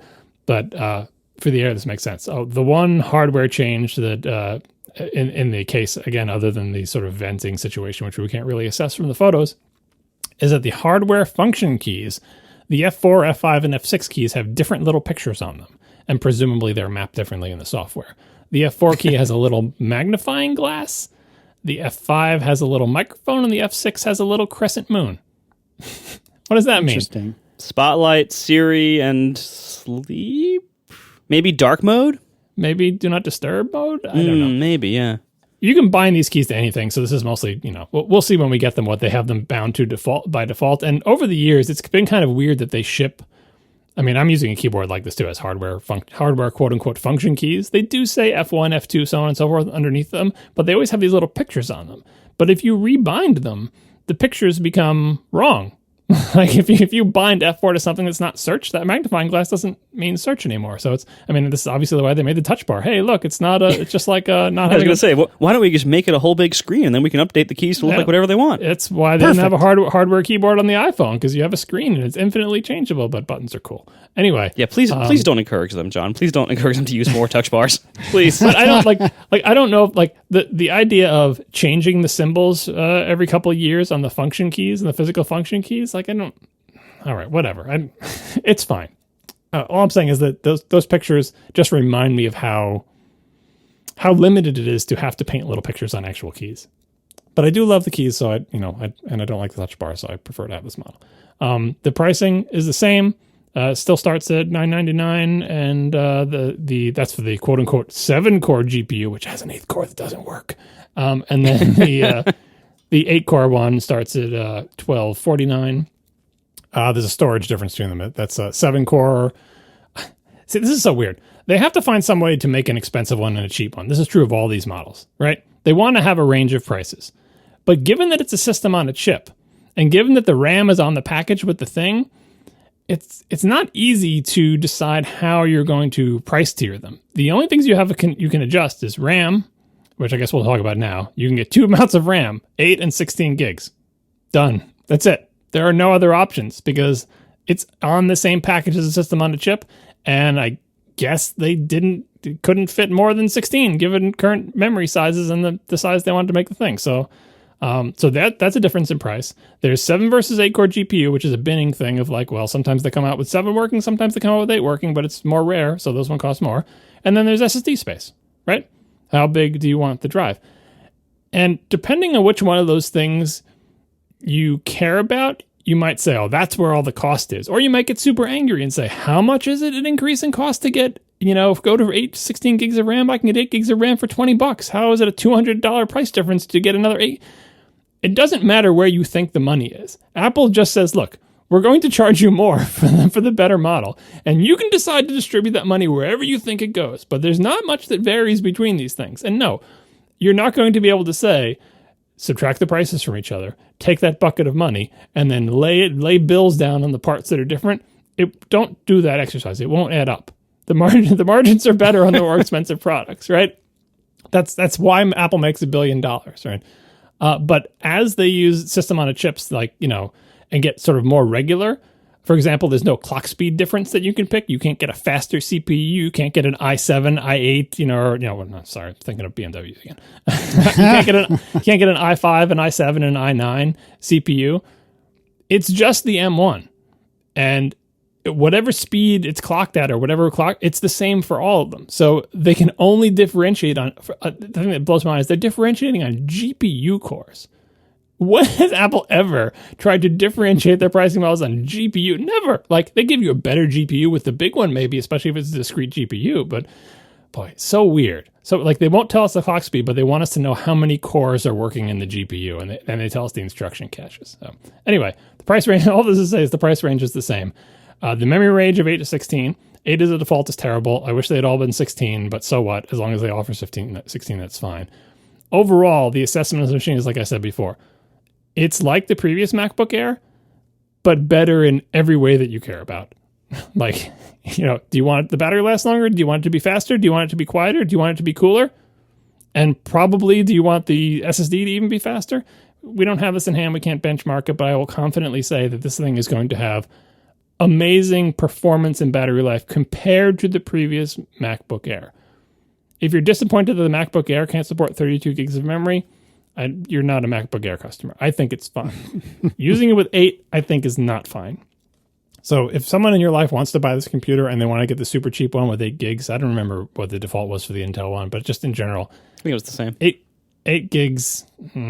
I know it's their cheapest computer. I understand it, but 8 gigs is not great. 16 gigs, I think, is fine for a MacBook Air.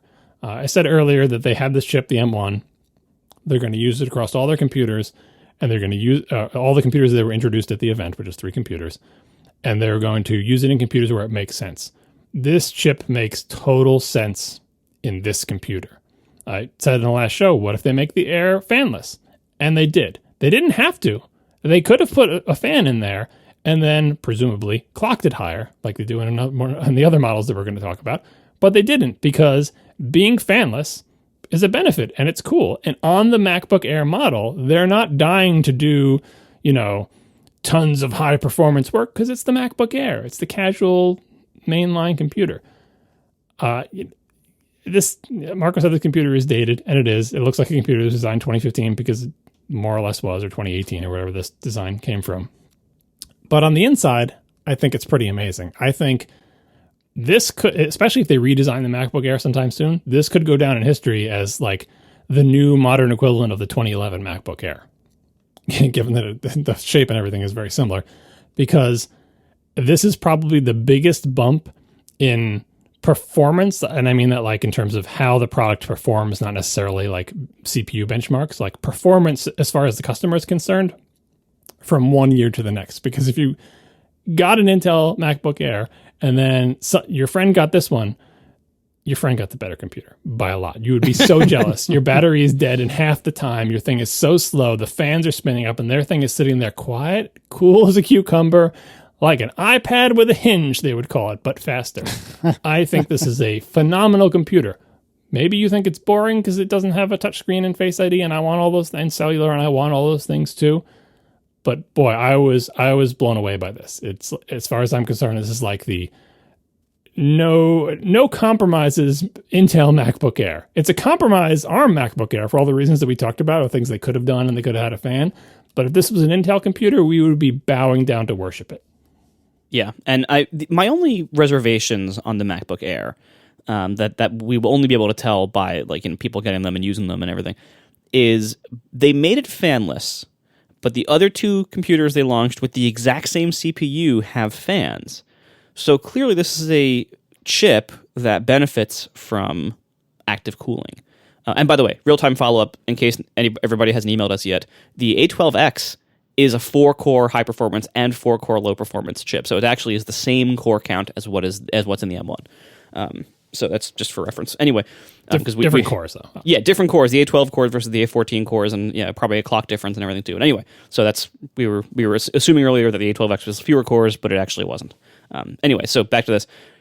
My main reservation with the MacBook Air is, in order to make it fanless, how much did they have to either clock it down, or how much does it have to throttle its performance down under heavy load? Because obviously, they said twice that on the other Macs, they mentioned their active cooling, their fans, and they mentioned that it would allow them to, quote, sustain their performance. So what it sounds like, based on that, is the MacBook Air probably peaks at the same performance as the other ones, but I bet it has to throttle down after a couple of seconds maybe of high load to some kind of lower clock speed, just for thermal reasons. So it is probably going to be kind of peaky and limited in that way. How much that matters to you is a different story, and certainly to most MacBook Air buyers, it probably doesn't matter at all. And it's still probably, even in its throttled state, it's still probably going to be way faster than the old one.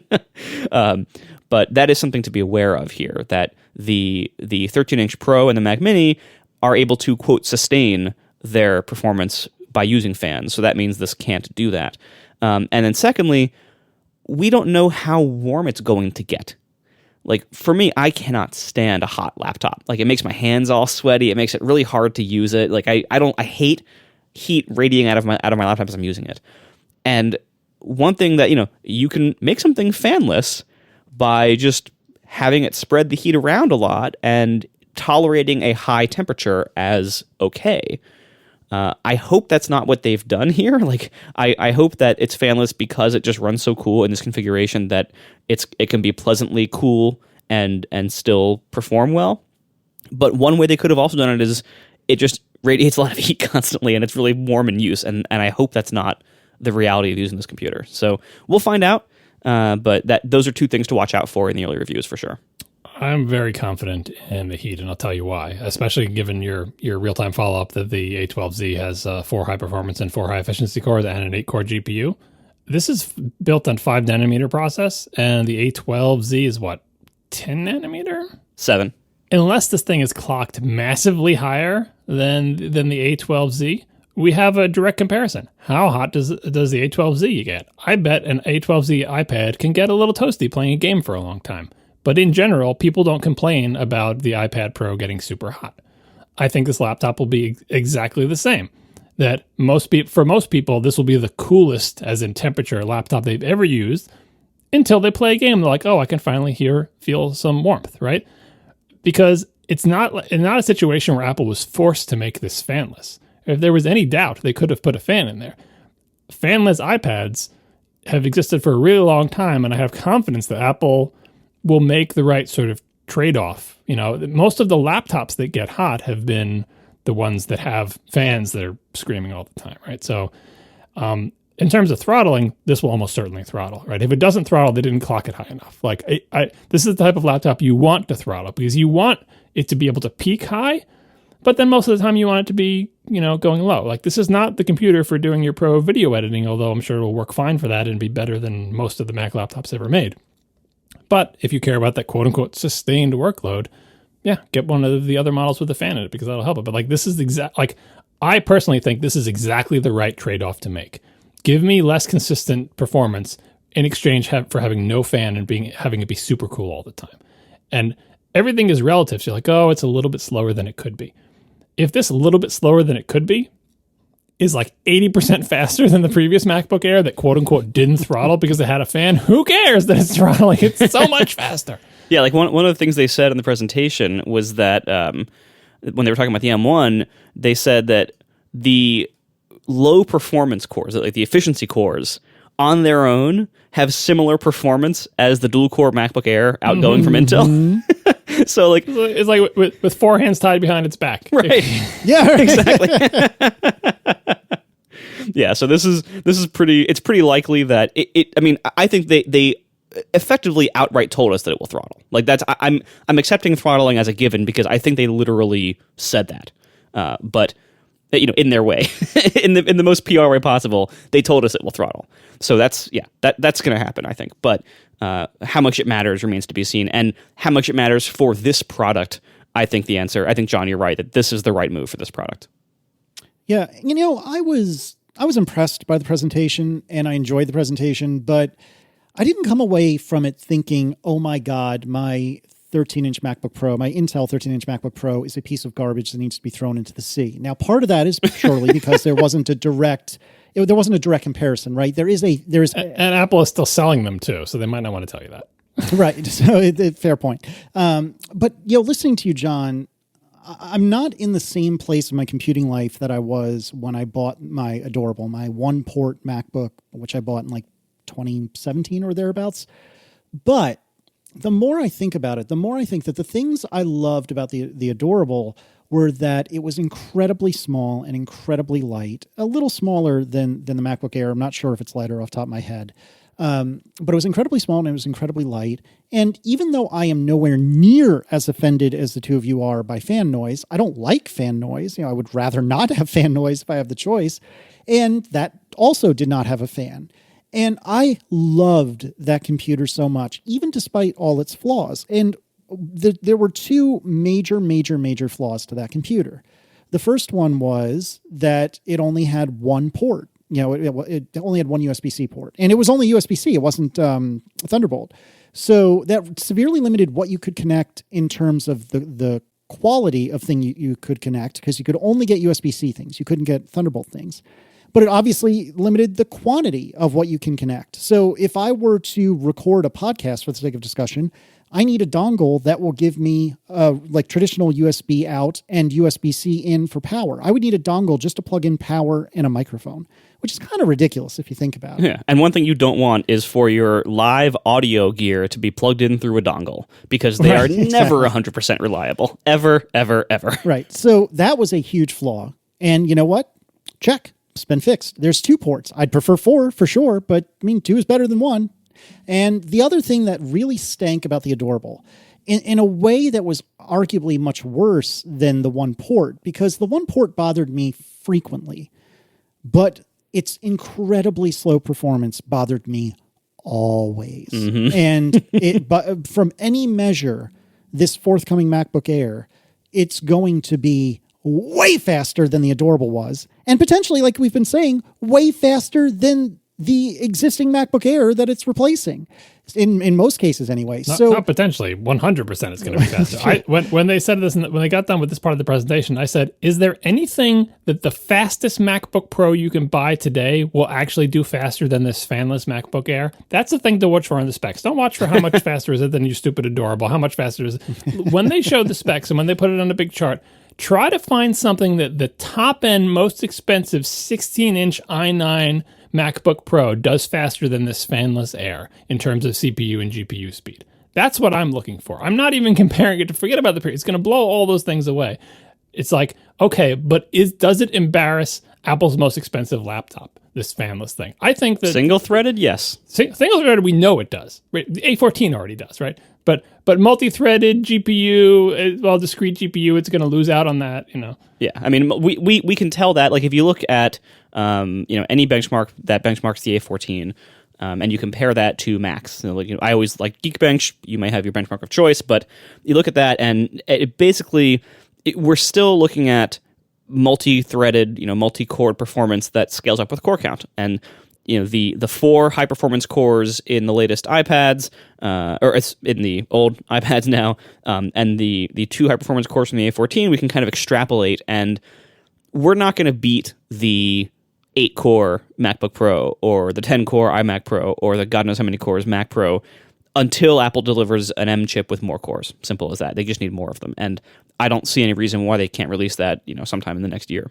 I don't know if that's necessarily the case, though, and Apple will make the same point. When I say compare it, doing something, I'm saying like a real-world task. And they leaned on this as well. They said, like, let's do a thing with an app. Let's encode a bunch of video. Let's, I forget what their examples were. Let's play, 4K, multiple 4K video streams, whatever. Let's process raw images in Lightroom or whatever it is they were trying to show. Because, especially in the case of Apple apps, when Apple is able to tune its software to its specific hardware, they can get ridiculous numbers that's not possible for apps that are just Intel apps that are just made for generic Intel CPUs. Now eventually the apps will catch up with that on Apple's platforms, or so Apple hopes. But I think that even cases where it is under spec, like, the 8 core MacBook Pro has 8 full power cores, and I've just got 4 good cores and 4 wimpy ones, right? Maybe it gets outclassed there. But maybe it still completes the task faster in one of Apple's apps because Apple has, custom tailored and optimized it for its specific hardware. And in the end, that's what people care about, right? So I'm basically saying, like, synthetic benchmarks versus application performance. I'm still not entirely counting it out against an 8-core, against obviously a 12-core or whatever. As the core counts go up, it loses, right?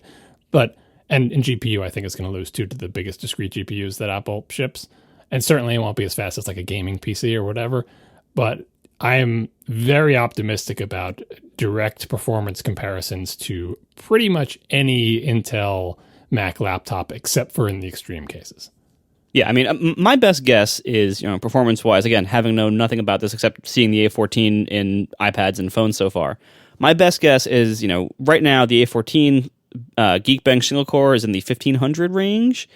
I'm guessing we're somewhere near that, maybe a little bit higher from clock differences. Maybe we're at like 1700 or at most 2000. But the best Macs are like 1200. So we're already single core going to be, significantly higher, possibly like 50% higher, possibly more. So we're looking at significant gain single threaded. Multi-threaded, this is interesting. This is where it gets interesting. The new iPad Air, which is the fastest A14, but only has 2 high-performance cores, has a multi-core score of about 4200. And if you imagine that can be doubled with having 4 cores instead of 2 on the high-performance end to roughly 8000, including, and it doesn't scale exactly linearly, but we do also have a higher thermal envelope here, probably a higher base clock. So if we get roughly 8000 multi-core on Geekbench, whatever this is, 5, I think, then that puts it in the performance category of an 8-core iMac. And that puts it ahead of every MacBook Pro. So it might actually be faster than the MacBook Pro in CPU-bound things. Where it won't probably be able to compete is with discrete GPUs for GPU-bound stuff. So I'm not expecting it to crush the other laptops or desktops in things like video editing that heavily rely on the GPU. And probably, gaming is not going to be like a massive thing for lots of reasons. But, that's anything that's heavily GPU bound. I expect these to still not do very well. And I think Apple will get there. Like this is step one. I think they'll get there for the rest. But for CPU bound tasks, I am optimistic. I think these things are going to be quite something. And I think once they eventually do an update to the 16-inch and possibly a 14-inch or whatever, that I think is where things are going to get really hot, and it's not in a bad way. the good version of mine. So I'm very much looking forward to that. Before we move on to the hold on, mini. wait, I haven't even finished my thesis here. Hold on, we're on our 17th sidetrack. So us? I'll try to. Yeah, I know. I'll try to make it brief. But I went on this meandering point that I'll try to close now, which is, if you look at why I bought the Adorable in 2017 or thereabouts, I wanted something that was basically like an iPad, but wasn't constrained. Please email somebody else. I wanted it to run Mac OS, but I wanted it to be light and portable. And I had to trade off having more than one port. I had to trade, and I mean, heck, even my iPad Pro from 2 years ago now it has 2 ports thanks to the keyboard. But I had to make the trade-off of only one port. And that bothered me frequently, but I also had to make the trade-off of just dog slow performance. Like even when the thing was brand new, it was not a particularly fast computer. And I knew that going into it, but it got real bad after a year, really, really bad after a couple of years. And so that was something that bothered me every time I used the computer. And now you're telling me for $1,000, because I think I paid like $2,500 for that computer or something like that. For $1,000, you can get a MacBook Air that has 2 ports and will absolutely smoke that Adorable. Like, how do you say no to that? I mean, you can't. It's phenomenal. And to extrapolate what the gains could be on a proper 13-inch MacBook Pro, and we'll talk a little bit more about that in a minute, or even a 16-inch MacBook Pro, which is not really the computer for me anymore, but I can understand those who like it. Like this is going to be something, and this is going to be an interesting and exciting ride over the next 6 to 12 months. So some limitations, and these limitations are, some of them are across the whole line. Some of them might just be this one computer. Only 2 terabytes for the max SSD size. The fact that all the other machines have the same limitation makes me wonder if it is a product choice or some kind of inherent limitation. I bet it's probably just a product choice, especially on the Air. Although it would have been nice to offer a 4 terabyte model because, as Apple itself has pointed out several times, sometimes the computer you want is weirdly balanced. Like you're like, I don't care about CPU or GPU performance, but I store a lot of stuff. So please, storage is important to me. So I would love an Air that has 4 terabytes of storage, right? Or vice versa. I need very little storage of a really fast CPU. They don't give you that flexibility. So kind of like the RAM, only 8 and 16. The SSD only goes up 2 terabytes, kind of disappointing. No eGPU support, despite the fact that it has Thunderbolt. Apple says no external GPUs for you. So if you're not happy with the GPU that's in there, you cannot use an external GPU. It only supports one external display. Starting to smell a little bit like an iPad now, isn't it? Only supports one external display. The external display it supports, it can support the 6K display at 60 hertz, right? So it can support Apple's big display, which is great. But I think nobody has Apple's big display, and a lot of people have 2 small displays. And if you're thinking of using those 2 ports to connect the 2 displays, not going to happen, which is kind of disappointing. They did find the one guy in the world who has a Mac Mini connected to their $6,000 display, though, for the video. I mean, yeah. So, they want it. I think this is good. If Apple's going to sell a big, giant, expensive monitor with tons of pixels, all of their Macs sold in the years after should support it. Even the wimpy ones. And I think that's great. I think it's not saying, oh, you need a pro computer to connect that display. Nope. The Mini will do it. The Air will do it. The limitation of one display, though, is kind of disappointing. And I feel like that is a hangover from the iPad architecture from which this is derived / shared with or whatever. We'll find out in the coming years. I think these are all just like signs that what they have updated is still only their low-end products. Like people are complaining. We'll get to this later. People are complaining there's no 4-port update to the 13-inch, for instance, and the Mini lost a few I/O ports, which we'll get to in a second. But overall, what they updated is only their low-end stuff, and we'll see what comes once they get around to the high-end, which I'm guessing probably next year, maybe next summer, something like that. We'll see what changes, which of these limitations get lifted and which ones don't. I would expect higher RAM ceilings, although how they do that is up for debate. Whether the RAM goes off package and they have soldered or socketed in various models. That's a big question mark, because right now their high-end products support very large amounts of RAM that would be impractical to keep in package in the SoC. So I'm assuming that their high-end models will have off-package RAM and maybe use the additional space in the package for more CPU cores. GPU support is still very much a question mark. We don't, they took out eGPU support so far. We don't know if it'll ever come back. I'm guessing probably not. I'm guessing every GPU that ever runs on Apple Silicon is an Apple GPU. But then that raises a huge question of what the heck they do with the Mac Pro. Do they have Apple GPUs on something like MPX modules that you can buy 3 or 4 of them and slot them in later? Maybe. That's one possibility. Will they support other GPUs from other manufacturers? I don't know. Probably not, if I had to guess now, but I don't know. These are all questions that will be answered as they release higher end products, and we're just not there yet. And so I wouldn't necessarily assume anything about their high end limitations from what we have so far, but we can certainly take educated guesses. And I do think that the likelihood of external GPUs from other manufacturers being supported is low. Agreed. But that doesn't mean that Apple can't take their own GPUs and make them external to the package for their higher end products, and kind of still have discrete GPUs just for chip size and heat reasons.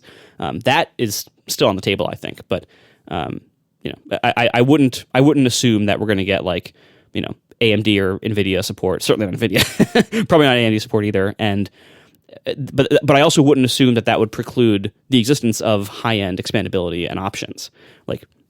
Honestly, I think having Mark Gurman's theoretical smaller Mac Pro that has slots for the Apple G3, G5, and G7 GPUs they can slot in there in different configurations, that's a possibility. I wouldn't rule it out, and I think that's actually probably a more likely possibility than what they have now, which is we'll take parts from other people and put them in. Nope, don't see that happening. But I also don't see them taking a Mac Pro and making it not expandable again.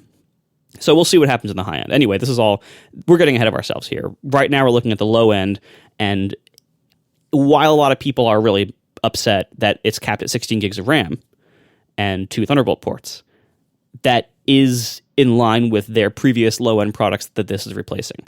And the high-end stuff that has more than that, they just haven't replaced yet, so we really don't know. We are sponsored this week by Mack Weldon.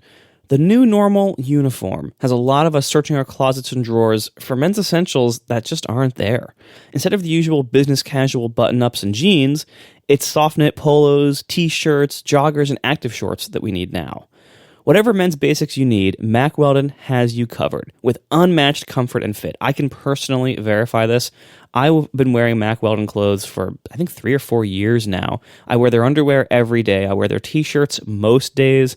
I wear their exercise gear every time I exercise, which is most days now. I have a lot of their stuff, and it's all just great quality. And I love the, nice, casual but not too baggy fit on everything. The material's really great. It lasts a long time.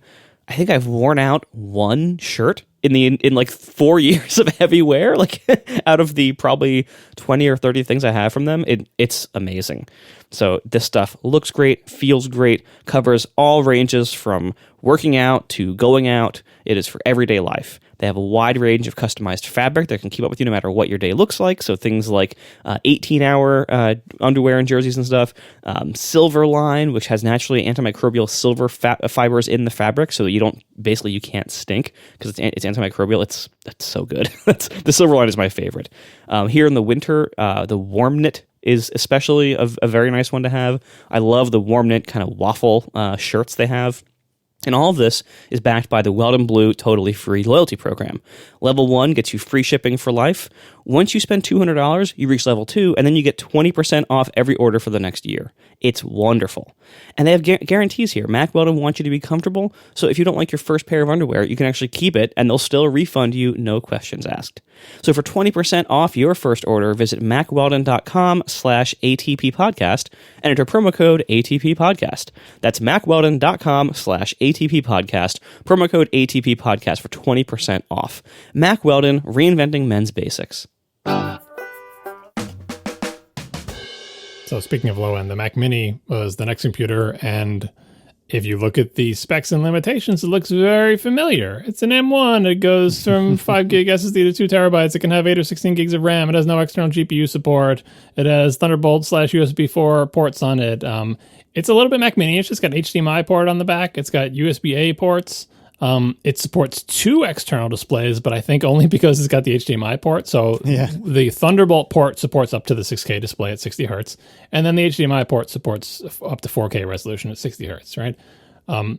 It has, we didn't mention this about the other one either, but both this and the Air have a headphone jack. We didn't mention it, which means just assume that's still, I guess. The headphone jack still exists in these computers. The thing that surprised me the most about the Mac Mini, other than it only coming in silver and not coming in space gray, which is a little bit baffling, is that it has a fan. Because when they introduced the fanless MacBook Air, I'm like, well, the Mac Mini is a similar kind of low-end computer, right? Like, if you can make the MacBook Air fanless, you can make the Mini fanless. But they didn't, which makes me think, again, we have no idea because they won't tell us. They literally won't tell us. People asked them and they said, whatever they say, we're not talking about this today. Is the Mac Mini clocked higher than the MacBook Air? Seems like it's got to be, right? Because why would you need a fan in the Mac Mini, which has way more room for airflow and cooling and everything compared to a MacBook Air, and not need it in the Air? So the Mac Mini could end up being a little speed demon because it's got a fan, probably a very quiet fan, running on that same M1 system on a chip. I don't know. I think I put this in the notes. Do they even offer a 7 GPU core version in the Mac Mini, or are they all No, 8? that's only for the Air. All right, so it's all the top bin parts. It's the same M1, presumably clocked higher, but everything else about it is the same.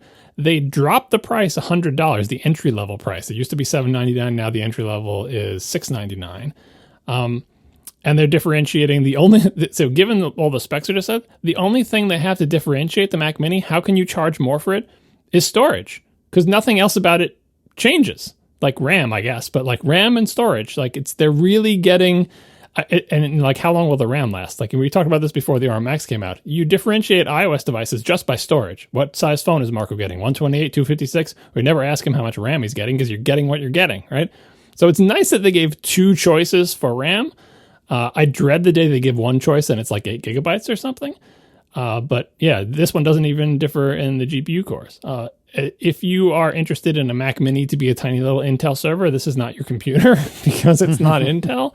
What ports did it lose versus the Intel ones? I forget. I think it lost some USBs. I think just 2 USB-C ports. Yeah. Oh, and a gigabit Ethernet instead of 10 gig. The Intel Mac Mini has 10 gig Ethernet. Why does it have gigabit Ethernet? Well, you might not know this, but Ethernet has not been a big feature on the iPads and iPhones thus far in history. Right. So, But it's supported. It's supported certainly on the iPad and possibly on iPhones. I don't remember, but I know it's supported on iPad. yeah, but not 10 gig Ethernet.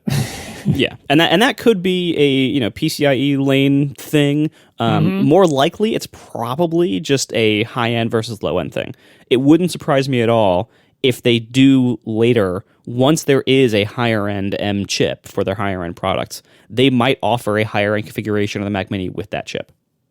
Yeah, like once they integrate that, because they've had no reason thus far to make 10 gig Ethernet support in any of their ARM-based products. And arguably, with this line of things that they've released, they still kind of don't. I know the old Intel Mac Mini had it just because it's probably cheap and easy to make with given the chipsets that work with the Intel things, but they don't quite have it yet. So there are some regressions, but the entry-level price being lower is great. I think this is, and the performance, again, the performance compared to the past Mac Mini, this should have phenomenal performance, especially since you don't really care about the GPU probably in a Mac Mini if you're just using it as a little server or something. But even if you're not, like, so the picture that everyone's making fun of, that the Mac Mini sitting there, connected to an Apple 6K display, where the computer costs less money than the stand that is holding the monitor up. Right? So good. It's sitting on, I think they had it sitting on top of the stand. Yeah. It's a little bit absurd in some respects, but in other respects, what I thought about was, here's what I immediately thought about. I like, with the Intel transition kits, the developer transition kits, they like, what do they do? They give you, like, you send back the developer transition kit and they give you a good deal on like an Intel iMac or something. I would love to send back my developer transition kit. By the way, I just uploaded my ARM versions of all my apps to the store. They're available now if you want to go get them.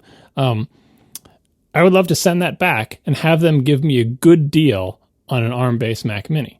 And you know what I'd do with that ARM-based Mac Mini? I would sit it on the stand that costs more money than it does, and I would connect it to my 6K display. Because, you could have a whole second computer with the same peripherals and the same desk setup, and it would be a fast computer. It would be faster in single-core performance than the gigantic Mac Pro that's over there, right? Just take your display, keyboard, and mouse and disconnect them from your old computer that you're switching away from and plug them into Mac Mini. Just Bluetooth, right? I do this with my laptop, like, the magic of Bluetooth accessories. Like, all I'm saying is that a Mac Mini connected to an absurdly large display only sounds ridiculous because you think of a Mac Mini as a wimpy computer. It's not wimpy. It's got the same M1 chip as the other three computers, and this one has a fan on it, which probably means it's clocked higher and can sustain higher speeds. This Mac Mini, again, like, what are we going to be comparing to? Are we going to be benchmarking against the Mac Mini? Or, as Marco mentioned before, are we going to be benchmarking against the 8-core iMac? Like, it is not it's a inexpensive computer, and it's silly to connect it to a $7,000 monitor setup. But if you've already got a $7,000 monitor setup, it's suddenly faster than your Mac Pro. All three of you. Yeah, right. Well, I'm saying, like, Hell of a flex there, John. this Mac Mini is going to be faster than my Mac Pro in almost everything not related to gaming. Right? It's terrifying. And obviously it's 16 gigs of RAM, so it's a limited computer, but I think this Mac Mini is perfectly fine. And I think like the Intel Mac Mini, it's a bit of a sleeper in terms of performance. Like, if you don't care about the places where it's weak, like if you're not like going to play games on it, for instance, doing day-to-day stuff, and you have an external monitor that you like, because a lot of people have external monitors that they like, it's not bad. Now, the fact that you can only do a 6K and a 4K monitor, one has to be HDMI and one Thunderbolt, that's a little bit limiting if you want like a 3-monitor setup or whatever. But I think this is a perfectly fine computer. I'm excited to see a price drop. Again, don't try to allocate the money. You'll just get sad. Don't try to think about how much less the M1 costs Apple to put in these machines than the Intel chips, because it's a lot less, and they do not pass that savings on to you for the most part. I know it's $100 less, but in general, Apple is benefiting more from this savings than you are, which is fine. Like, for prices to be stable or to go down $100 on the low end, I think that's all fine. I give Apple a pass on that. I think the Mac Mini is fine. Can you imagine how many more of these Mac Minis they would sell if they sold a 5K external display for like $1,000 or $1,500 bucks? Mm-hmm. That's crazy talk. They would never make a 5K display. They don't even know how to make a 5K display. Apple has never shipped a 5K display except inside other computers. Don't look at those. No, I couldn't agree with you more, Marco. I'm not in the market for a new computer in any capacity, really, but particularly to replace my iMac Pro, which we should talk about eventually one day at some point. But if I were to replace the iMac Pro tomorrow, and if there was a 5K like first party display, I would really think hard about getting exactly that. I love this iMac Pro, I really do, but the Mac Mini should be a screamer for all the sorts of things I would want to do, and mated with a decent 5K display. I mean, why wouldn't you? Yeah, that's why, like, more than ever, the giant hole in Apple's lineup for displays is not only apparent, but I think holding them back at this point. Yeah, agreed. Yeah, and this is another instance again. The 2 terabyte SSD Max on a Mac Mini. You feel like, can't you give me the 4 option? There's plenty of room. Thermals aren't a concern. You've got a fan. This is where you start to think, is it actually a limitation of? I don't understand how it could be though. But maybe it was like, well, it was the storage management stuff was tailored to the iPad, and the biggest iPad is 1 terabyte. But it just seems a missed opportunity not to give higher ceilings at SSD size, because. Just to be clear, the SSDs are not on the package with the system on a chip. Those are elsewhere on the board. So there's no sort of packaging constraint saying you can't fit more than, they could, and they would price it ridiculously. And we know how it goes with Apple and storage. I'm just saying, like, capacity wise, it hurts a little bit more for the Mac Mini to not be able to scale up. Yeah, I mean, and it could be as simple as these are their low-end products. I mean, they historically have not offered their highest SSD sizes in their lowest-end products. Like, you couldn't get a 4 terabyte MacBook Air before. But isn't their highest size 8 now, not 4? On the high-end products, yes, but again, you couldn't get those in the Airs. I feel like now that you can get 8 on the big ones, you should be able to get 4 on the lesser products. Maybe, but I think the more likely explanation, besides, I think it's both. I think it's both the product segmentation of wanting to push people with higher end needs to the higher end products, and I think it's possibly just the reality of, like, how many chips does that take on the board to offer those larger capacities, and how much room do you want to devote to those on these products? Well, the problem with the Mac Mini, though, is that the higher end version of that is $6,000. Yes, because there is no other headless desktop computer that they sell. You go from Mini to something that's like 17 times the volume of the Mini. 20, 30, how many Mac Minis could I fit inside my computer? A lot. Oh, my word. All right, so we should talk about the MacBook Pro. Now, it was so obvious when I heard them say this, but it didn't occur to me until I was listening to Dithering, I think this morning.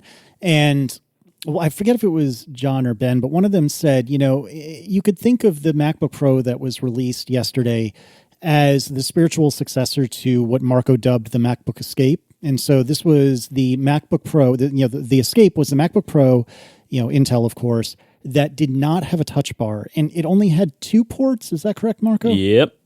Okay. So this new MacBook Pro running on the M1 also has 2 ports, and in many ways, with the exception of having a touch bar now, seems like it's kind of the spiritual successor of the MacBook Escape, in that it is a MacBook Pro in name, but maybe not in other ways, ? But nevertheless, I mean, it's nice, and if you don't mind giving up a couple of ports, I don't know why you wouldn't be interested in this. The reason I'm not interested in it is because I really don't want to replace a 6-month-old laptop because my name is not Marco. But beyond that, I do use all the ports in this laptop. Perhaps I'm just port crazy now that I've spent 3 years without them. But there are occasions when I'll have like Ethernet plugged in and a phone plugged in, or maybe even a phone and an iPad plugged in, and of course power. So I don't want to go back down to 2, but if I didn't mind, this would be a very interesting and compelling machine. Yeah, I mean, and to be clear, like, there have been, as you mentioned, like, the 13-inch MacBook Pro has actually been 2 very different products since 2016. Since they went to this generation with, like, touch bar and crappy keyboards at first and everything. Like, the 13-inch MacBook Pro has always had, like, the low-end model, which is basically a souped-up Air in many ways. And the higher end model, which usually it always had 4 ports on the higher end model, and it always had the touch bar, but it's always been these 2 very different products. One of them was basically a souped up Air. The other one was really what you would expect from a quote MacBook Pro. And they've only replaced the lower end one here. Again, it's only the low end products.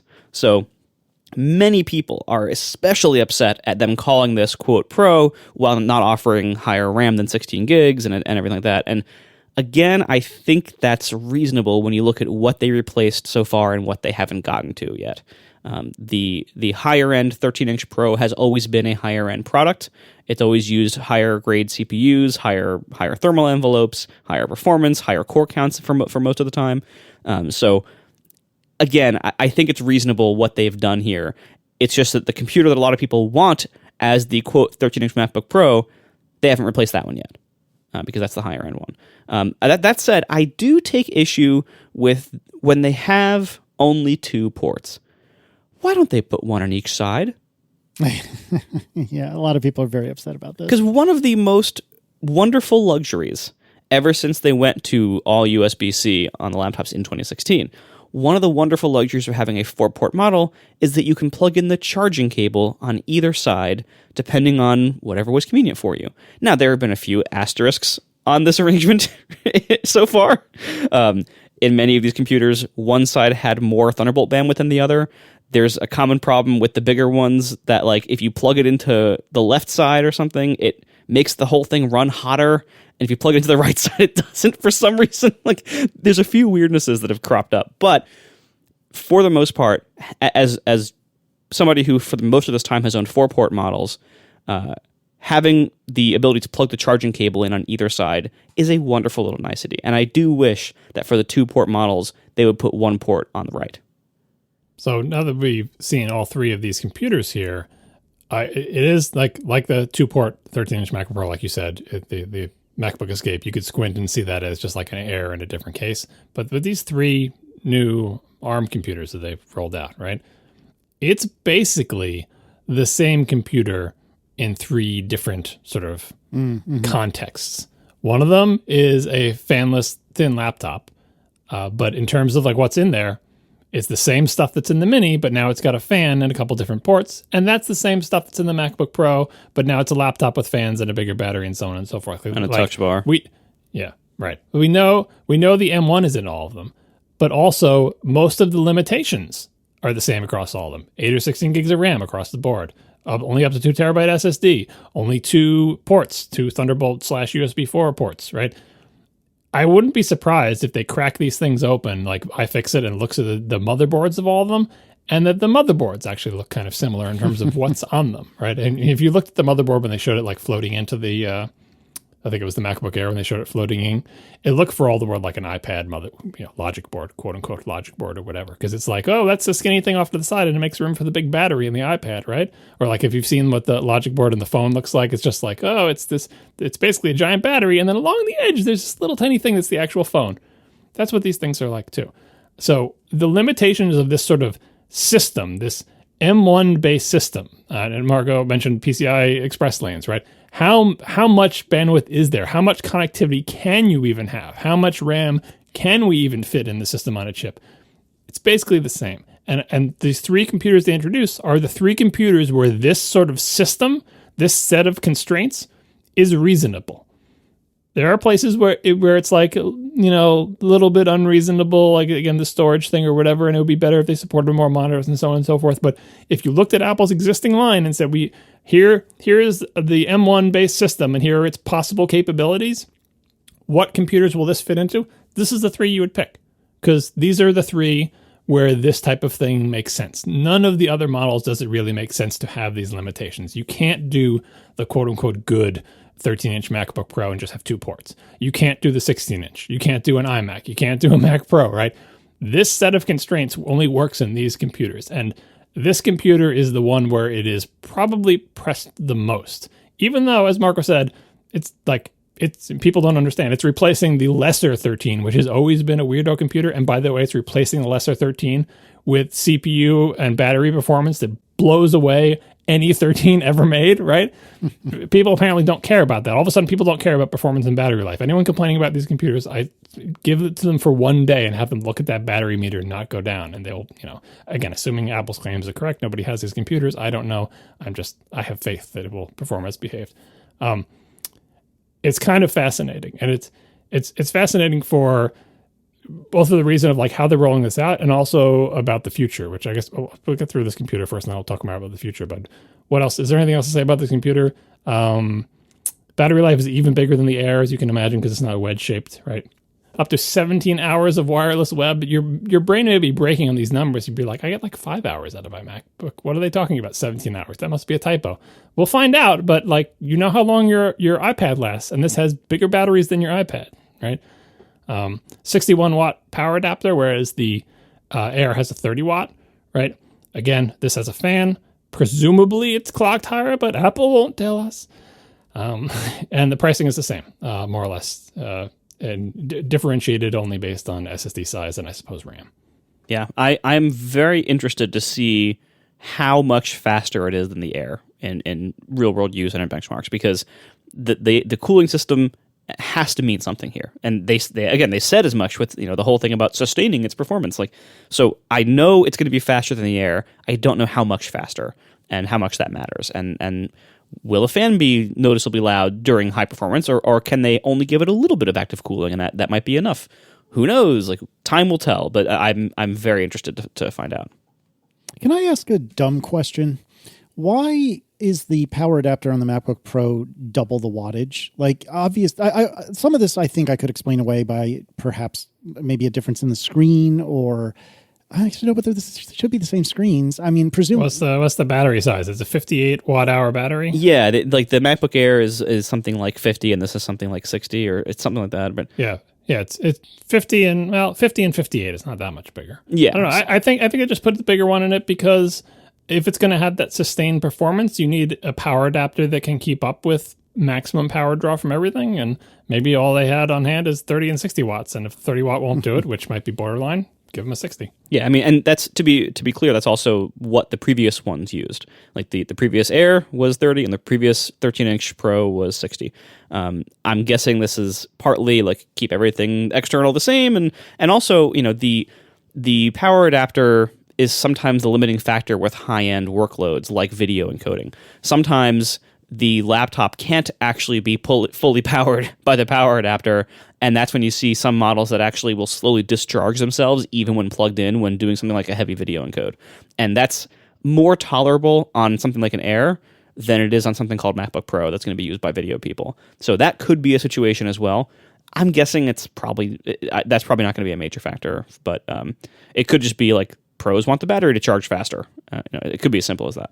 And to be clear, this only supports one external monitor as well. That's another thing that can draw power. This one probably hurts the most because it is MacBook Pro. It does have 2 ports. The ports do look the same as each other, but you cannot connect 2 monitors to them. Why? Because, like I said, this is the system they give you. It makes me wonder how they managed to give HDMI output on the Mac Mini and maybe the HDMI output can be limited to 4K because of limitations of the HDMI spec that they're using or whatever.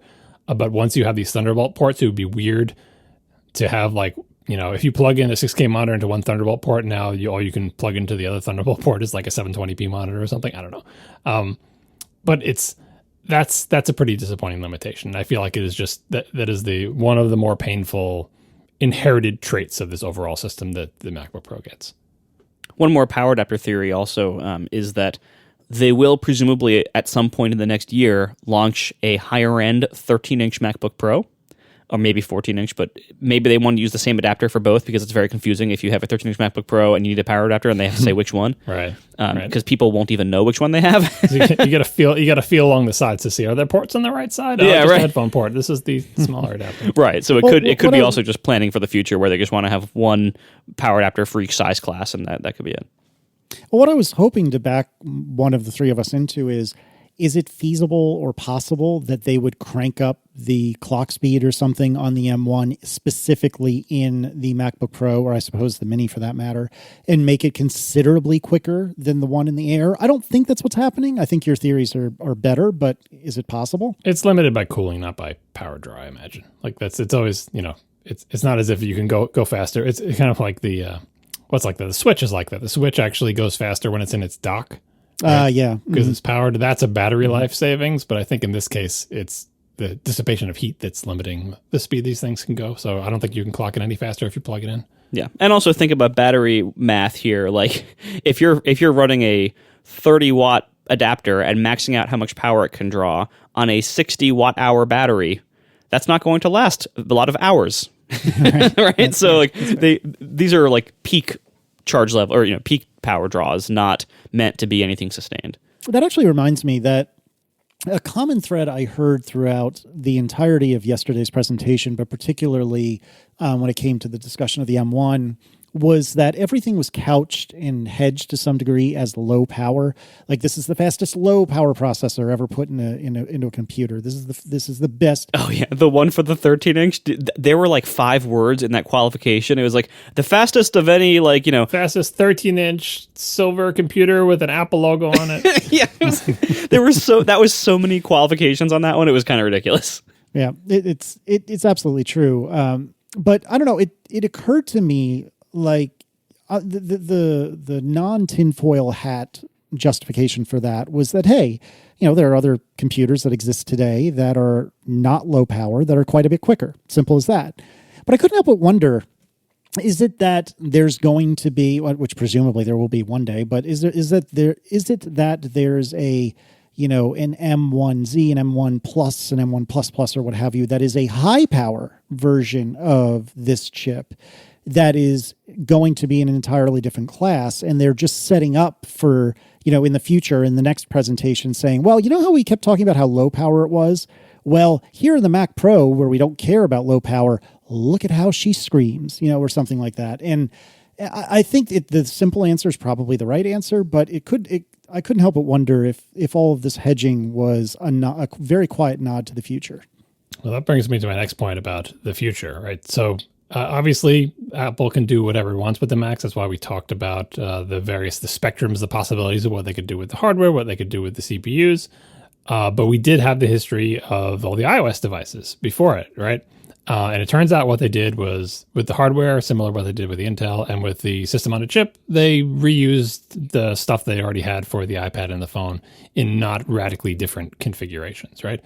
Now, on the iOS side, the cadence has been more or less, you get the A13, and the next year you get the A14, right? They've just gone, the number has gone up once each year, A7, A8, A9, like it's fairly like clockwork. And there are variants during the year and trailing where you get the Z and the X variants, which have been for the bigger versions of them. But for the most part, we got the A14 in our phones this year.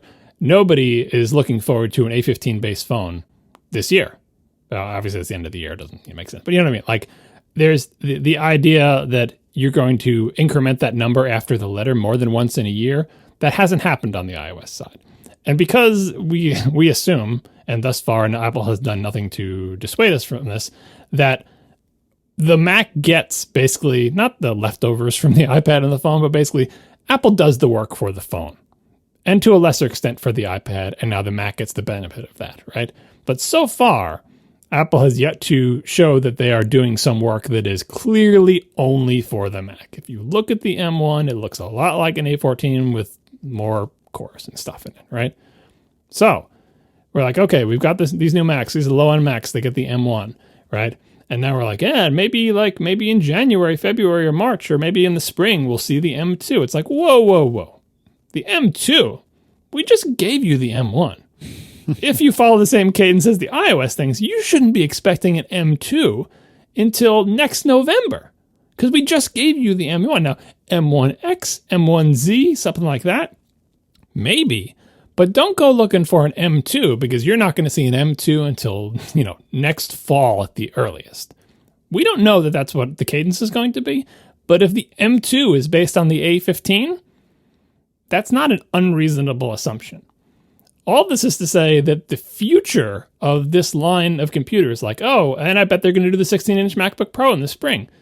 If they do the 16-inch MacBook Pro in the spring, expect its CPU and GPU to look an awful lot like the current one, maybe with more cores. Don't expect the 16-inch MacBook Pro to come out in the spring with an M2 with entirely different CPU and GPU cores. That would be awesome if that happened. We would all love it, but it seems to me that everything Apple has actually done so far makes me think that they really, really want to share sort of a foundational technology stack with their other products, which makes perfect sense, because the whole reason, that Macs are getting these to begin with is that Apple didn't have to go to the drawing board and start a whole new CPU and GPU architecture. They had the work they had already done. Now, that raises the question, what the hell is an M1X or an M1Z? Because the M1 is already basically an A14X. I guess you just put on a different letter at the end and give it more cores, because you can give it more cores. You can give it more high performance cores, more high efficiency cores. You can scale out the GPU. Presumably they can give it more PCI Express lanes for more Thunderbolt ports and higher storage limitations. You can give it more RAM. You can maybe put more RAM on the package, but you can take the RAM off the package for the high-end machines. These are all things that Apple can do with the basic underpinnings of the M1 architecture, the M1 suffix architecture. All those things are possible. But it seems to me right now that for, obviously the rest of this year, but for all of 2021, I do not expect, except for maybe the tail end, I do not expect to see any Macs that come with anything other than A14 cores and those same GPU cores in different arrangements with different I/O and different RAM sizes, which, to be clear, is fine. Those will all be faster. They'll be the fastest Macs Apple has ever made, and they'll be awesome. And you can scale them up to everything except the Mac Pro, which is a real problem that is probably not going to happen until 2022. But that's my current thinking on this. As I said before this presentation, feel free to surprise me, Apple. Feel free to roll out the M2, M3, and M4 all next year. It'll be awesome. I will be cheering you on. Totally new core architectures, everything, just amazing stuff that I've never seen before. But I am not getting my hopes up for that.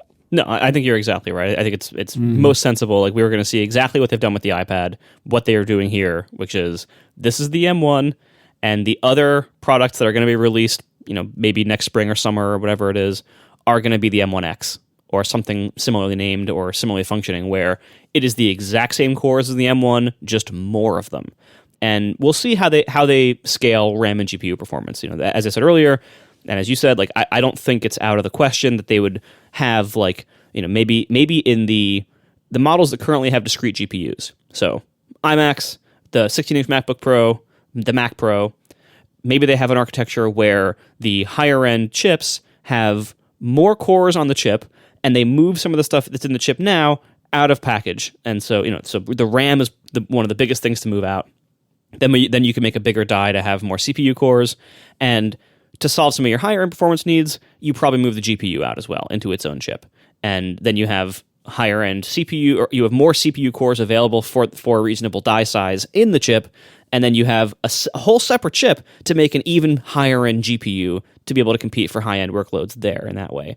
And I think that's your answer. Then, and the RAM is also off package. Then you can basically make things like the 16-inch the way they've been made. The 16-inch has had a separate GPU and off-package RAM, and the 15-inch before that always had the same thing, with the exception of the handful of models that had integrated graphics as an option. But for the most part, like, that's how these models have always been made, and it's been fine. And you can take that exact same architecture and scale it up to basically whatever level you need for that product. You can fit probably easily 8 of the high performance cores into an M1 that didn't need to have a GPU in it. And so the more you can separate out from the main package and into separate chips on the board, whether they're slotted or socketed or not, the higher end performance you can achieve. And so I think that's most likely where this goes next.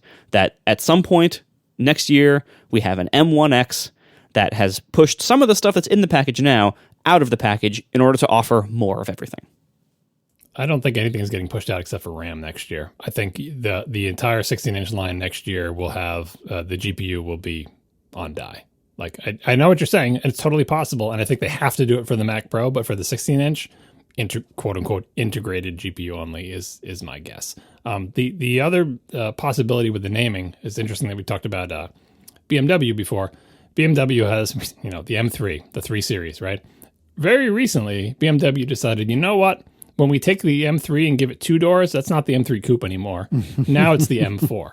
Yeah. It's like, wait, what? Why is that the M4? Makes total sense. Like, you subtract 2 doors and add 1 to the number. Right. It has fewer doors, but the number is higher. Like, normally, like the 5 Series is bigger than the 3 Series, is bigger than the 2 Series, is bigger than the 1 Series. It all makes sense. But the quote-unquote 4 Series is not bigger than the 3 Series. In fact, it's smaller in some ways because it's got the 2 doors. It doesn't make any sense. Anyway, Apple could, because it's just a marketing name, come out with essentially the M1X and just call it the M2. There's no rules about this stuff, right? They can do it. I mean, under the covers, it would just be, the A14 core. Like, it would, we can look at it. We'll figure out what it actually is. They can call it the M2 if they want. We don't have precedent, right? All we've got is this 1 point so far. We don't have a line yet, right?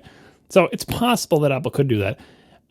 It seems less likely than sticking letters on the end of it. But who knows? If you want to make a big splash with the 16-inch MacBook Pro, with its, huge number of cores and amazing integrated GPU, the fastest integrated GPU ever made, blah, blah, blah, blah, blah, and you want to call it the M2, but it's really just an M1 with more stuff inside it, sure, go ahead. All right, so what'd you order, John? Actually, I want to give one quick technical note here. This is tweets from Longhorn. I think his thing is never_released on Twitter. You should follow him. Yeah, whoever this person is, they seem to know a lot about this stuff. But one check-in on the security stuff. They talked about this in the keynote. Oh, we made our iOS devices so secure, and now Macs will be secure too, and blah, blah, blah. And there's Big Sur with its secure boot image and all that other stuff. People were still worried about, okay, but if I want to just do development work myself and not be in super security mode, can I write my own kernel extensions? Can I recompile the kernel? Can I boot a basically a quote-unquote untrusted operating system? And according to Longhorn, on all these ARM Macs, there is no all the security checks are turned off mode. What you can do, however, is take your unsigned operating system kernel and bless it yourself so that the secure boot policy allows you to boot. It's kind of like a self-signed certificate in SSL if you're a web developer and understand what I'm talking about, right? These ARM Macs will not boot a non-secured operating system image, but you can make your own secured operating system image with your own changes in it if you're that type of hacker.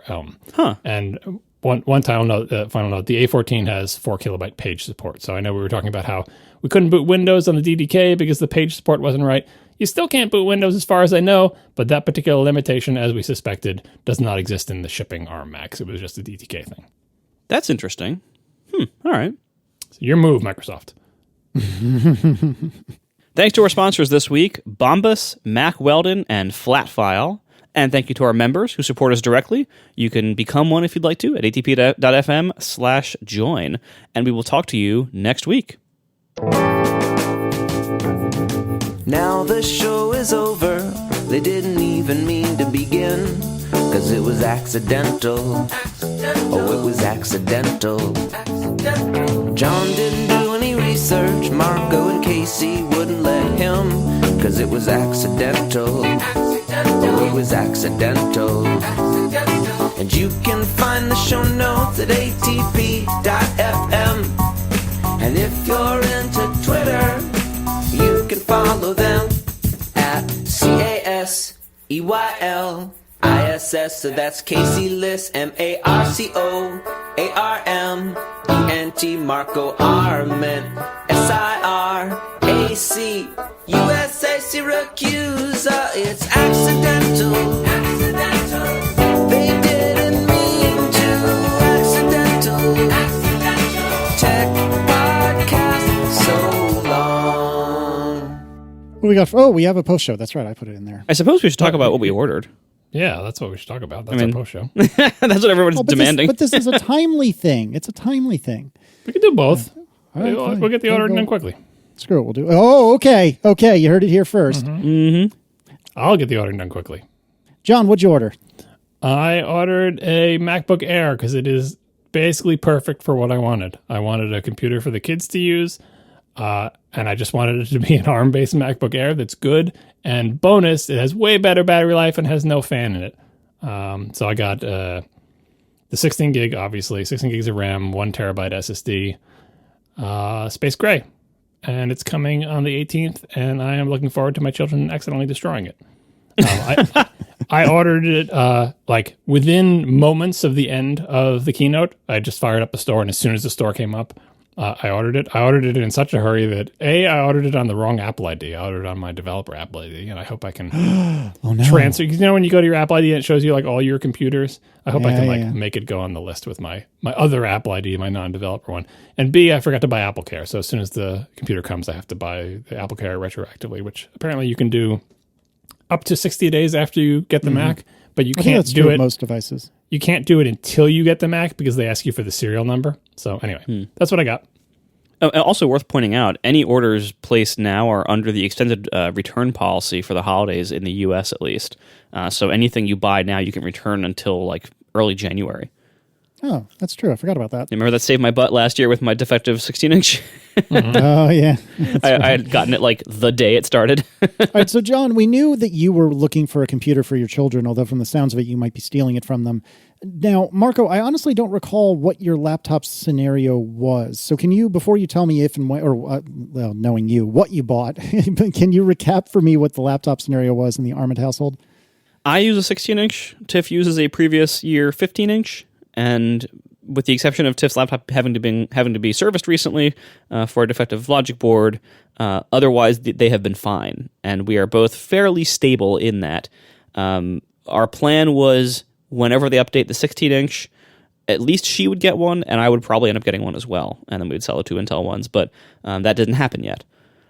And so when I look at what my needs are, I don't want to go smaller on my laptop. I'm very happy with the big one.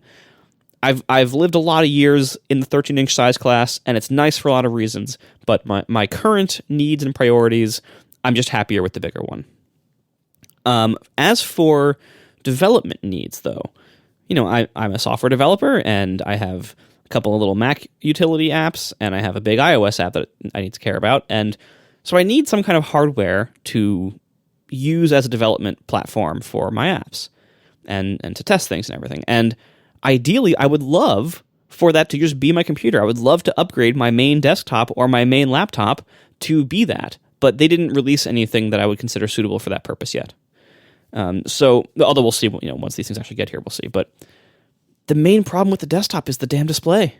I hate the LG 5K. I don't want to haul it out to the beach. I don't want to use it on a day-to-day basis. I have done that before. I don't like it for lots of reasons, not least of which that it's a buggy piece of crap. But anyway, so they didn't release anything that can replace my iMac Pro. They didn't release a desktop that has a good monitor story that I could replace the whole setup with. And they didn't release a laptop that's a direct replacement for what I want. Instead of getting the Mac Mini, and like I have the DTK, which is a Mac Mini, and I've kind of shamefully not used it very much because using it through like screen sharing on my computer is terrible. I don't have enough space here in the office to have a second monitor, just for that. I don't want a whole second setup like keyboard, mouse, monitor. I don't want a whole thing like that. And so I passed on the Mini because I would use it as much as I use this DTK, which is unfortunately not enough. And I didn't want to, buy a $7,000 screen to use with it, or use the LG one, which I don't like. So I was considering the two laptops, and I thought, okay, well, for performance reasons, the 13-inch Pro is probably the one to get. When I do use it, I'm planning on actually doing software development on it. Presumably, Apple's going to want the DTK back pretty soon. So I'm about to lose my ARM development platform, we assume. We haven't heard anything yet, but we assume that's probably what's going to happen. And so I'm going to want some kind of ARM Mac to compile my software on, to test it on, and to ship it to the App Store with until I can get my replacement desktop whenever that happens. And so obviously, I'm going to go for a laptop, and I'm going to do my development on that. So clearly, the right answer is the 13-inch Pro. But the 13-inch Pro is not very exciting to me. The Air is exciting. The Air is fanless, and even though it's not a big difference, it also feels better. Like it feels thinner and lighter. At least assuming they feel the same, because given that they're the exact same dimensions and weight, they probably do feel the same. So assuming it's probably still going to feel a lot better. And even though the Air is a lower end machine and will perform worse, I think it'll make me just happier as like a novel new thing, because it is not only this whole new architecture, but it's fanless. And I also thought the Air might be more likely to have a longer lifespan in my household, because what I'm really doing by picking one of these laptops is getting something temporary. I don't want to be using an Air full-time for myself for the entire next 2 years or 3 years or whatever it would be. Once there's a 16-inch replacement, I'm going to get that. In all likelihood, unless major things change in what they do with it, but they probably won't. So what I'm looking for now is really a temporary laptop to be an ARM development machine for a little while until they release higher-end stuff. And even though for development, the Pro is almost certainly better for performance and fan reasons, The Air is the cooler one, I think. Not temperature-wise, it almost certainly won't be, but but it is like the cooler one in like terms of awesomeness, like and novelty and advancement in like how these things work and feel. So I went for the Air. I figure after I'm done with it, either I'll sell it or I'll trade it into Apple or whatever, or maybe that might become Adam's first laptop. Depending on what his needs are and when I'm done with it. Yeah, you got a homework laptop too. Yeah, possibly. Yeah. So we'll see what happens. The difference is that yours is maxed out in every spec. No, I didn't. I only got the 1 terabyte disk, not the 2. Oh my goodness, you're really skimping on Adam's laptop here. It's like $400. Gotta tell him about this. Your dad decided because you might use his laptop, you don't deserve 2 terabytes. No, I figured I didn't deserve 2 terabytes. I always get 1 on all my laptops so far. I've gotten either 512 or 1 terabyte. I just figured you would max it out because it's the cheaper one. You did get the 8-core GPU though, right? Oh yeah, and the 16 gigs of RAM. Me too, by the way. Oh yeah. Yeah, I don't want a 7-core. No, I don't want a broken GPU core in my computer. No, it was more because I couldn't care less about the GPU honestly, but it was more for the 512 gig or for the higher storage and the higher RAM.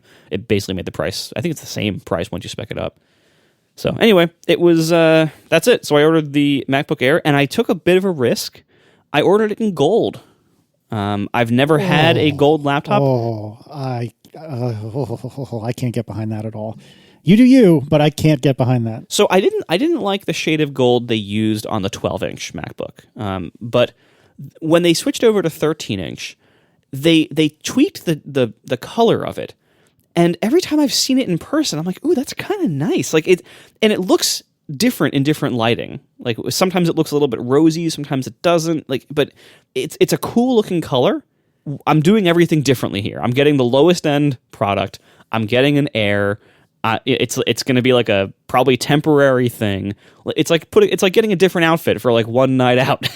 This is my like weird, winter 2020 temporary laptop that I'm going to develop ARM stuff on, and then I'm probably only going to have it for 9 months or something like that. So, we'll see what happens. So I kind of figured it would be a fun little diversion, and it helps it look more different because it's more different than anything else I've ever had.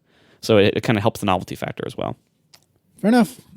So a couple of weeks ago, my name is T in the chat, made a request for this episode, which I thought we could at least try to honor.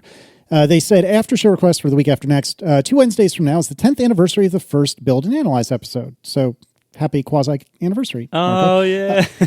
And it would be great to hear some reflections on 10 years of podcasting, how it's changed, what surprised you, etc.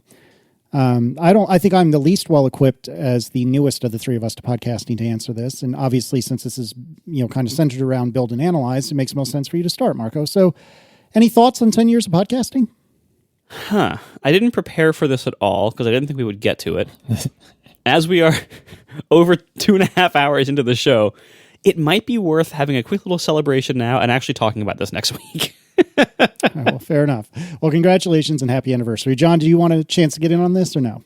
Is this your way of saying you didn't order anything? No, I didn't order anything. You nuts? Of course not. I don't know. How could you not get this MacBook Air? It is basically you're adorable, but good. Yeah. But I want more ports. You got more. You got 2 instead of 1. That's more. It's 100% more. I mean, I guess it's heavier. I guess it's not as sleek as the adorable was. Oh, it's a lot heavier. Casey, you said earlier that you thought it was a little bit heavier. It's 2.0 versus 2.8 pounds. It's a lot heavier. Yeah. Oh, I mean, but I'm used to this 13-inch MacBook Pro now for all its benefits and drawbacks, and I just bought it 6 months ago. Yeah, I don't know. Yeah. I could go the Marco way and like resell it or whatever, but I don't know, man. I really do like this MacBook Pro that I have. What does your 13-inch have? What are the specs? It's I don't even remember. It was a good one. It was a high-end one, right? It was a pretty good one. So let me look here. So it's a 2 gigahertz quad core Intel Core i5, 32 gigs of video memory. How much actual memory? I'm sorry, 32 gigs regular memory. Apparently, I'm getting tired at the end of this episode, even though we're recording it 4 hours earlier than normal. So anyway, so it's 32 gigs RAM and a 1 terabyte SSD. Yeah, I mean, the RAM is the real thing is going to kill you, and that's why I'm not recommending you upgrade. But honestly, this Air is going to stomp all over that computer in every area except for RAM, where if you're using 32 gigs of RAM and doing lots of stuff, which is not that hard to do if you're doing a bunch of development, have 1,000 Chrome tabs open and whatever else, and have 20 copies of your app running in simulators.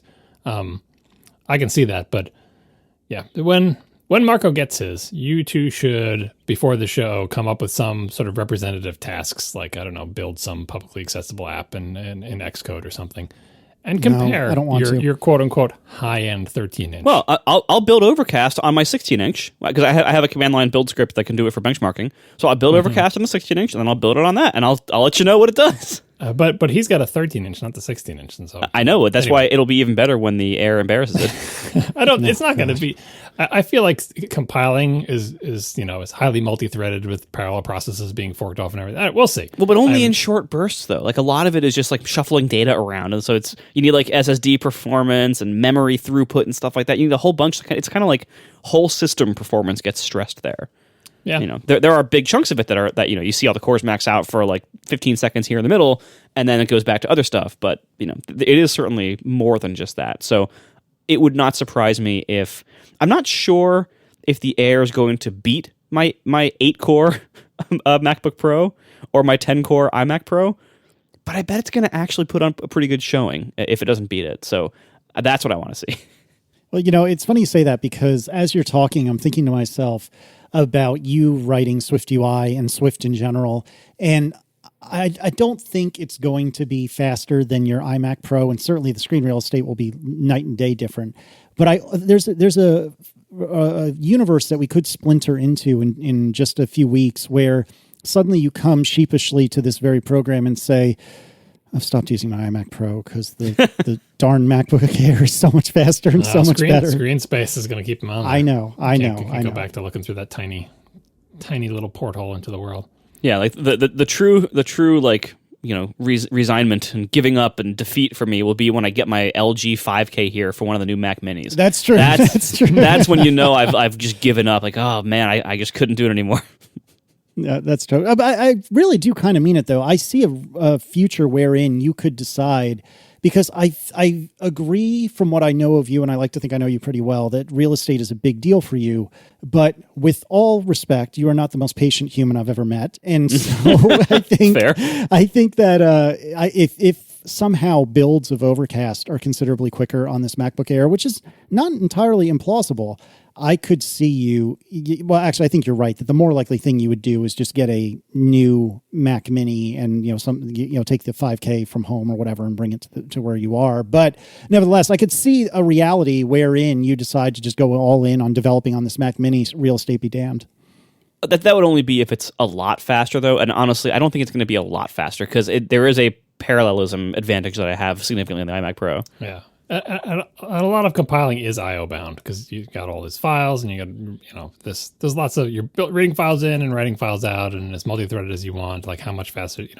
Compiling is not going to probably play to these machines' strength, but I think it'll be competitive. But for you, Casey, all I'm doing is endorsing the idea that even though you just got this computer, I think you should be open to the idea of selling the 13-inch in a couple months and buying whatever the equivalent less expensive computer that is better in all possible ways. Again, the RAM is hampering you, but it's you can don't feel tied to this 13-inch is what I'm saying. No, and I mentally I don't, but I don't know. I've never held onto a computer for only a handful of months. I mean, it's something that people can do. You should try it. It's been done before, but yeah, I see. That's the other thing. I don't want to rip that Band-Aid off because it's a slippery slope. He can't even hold on to his phone or his watch, apparently. So. Yeah, that's true. That's true.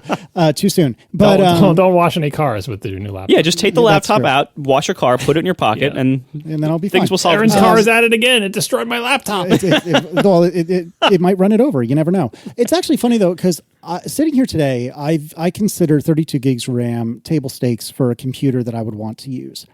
But is that really the case? Like, is that just some sort of vestigial, like old? Are you on your computer now, or are you on your iMac? I'm on my iMac. Well, if you open up your laptop and go to Activity Monitor and see what your situation is. Now, here's the thing with RAM measurement.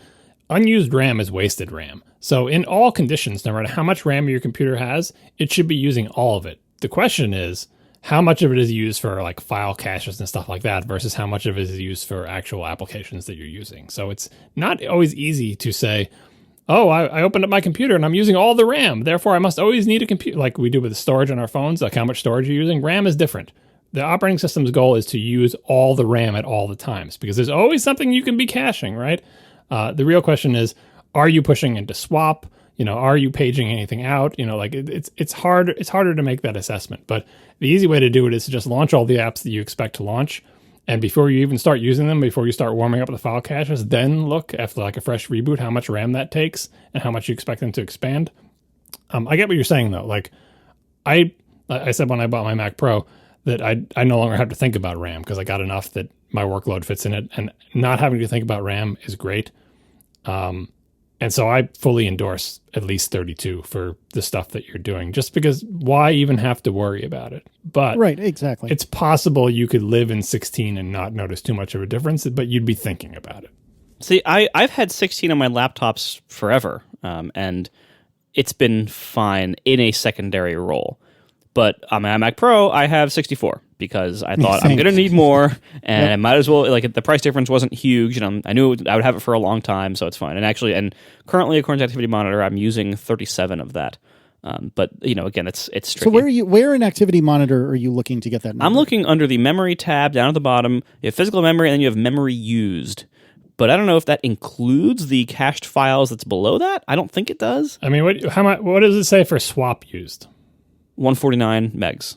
See, on my laptop, I see swap used of 1 gigabyte. I don't have Xcode up. This is like the laptop is currently in like second computer social networking web browsing mode. And right now I am memory used 18.5 gigs, swap used 1 gig. Whereas on the iMac Pro, which is recording two different ways, it's got all 2 different browsers open. I don't actually have Xcode up right now. It has Skype. It has Visual Studio Code. I am at 21 gigs, actually almost 27 gigs used, and swap used 0.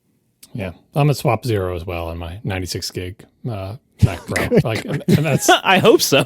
I mean, when I'm looking at the memory view, I should send you a screenshot of the Chrome section. It's in the hierarchical by process name, and the Chrome section doesn't fit in the window.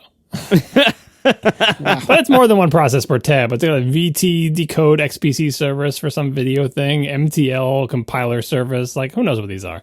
But yeah, there's a lot of tabs.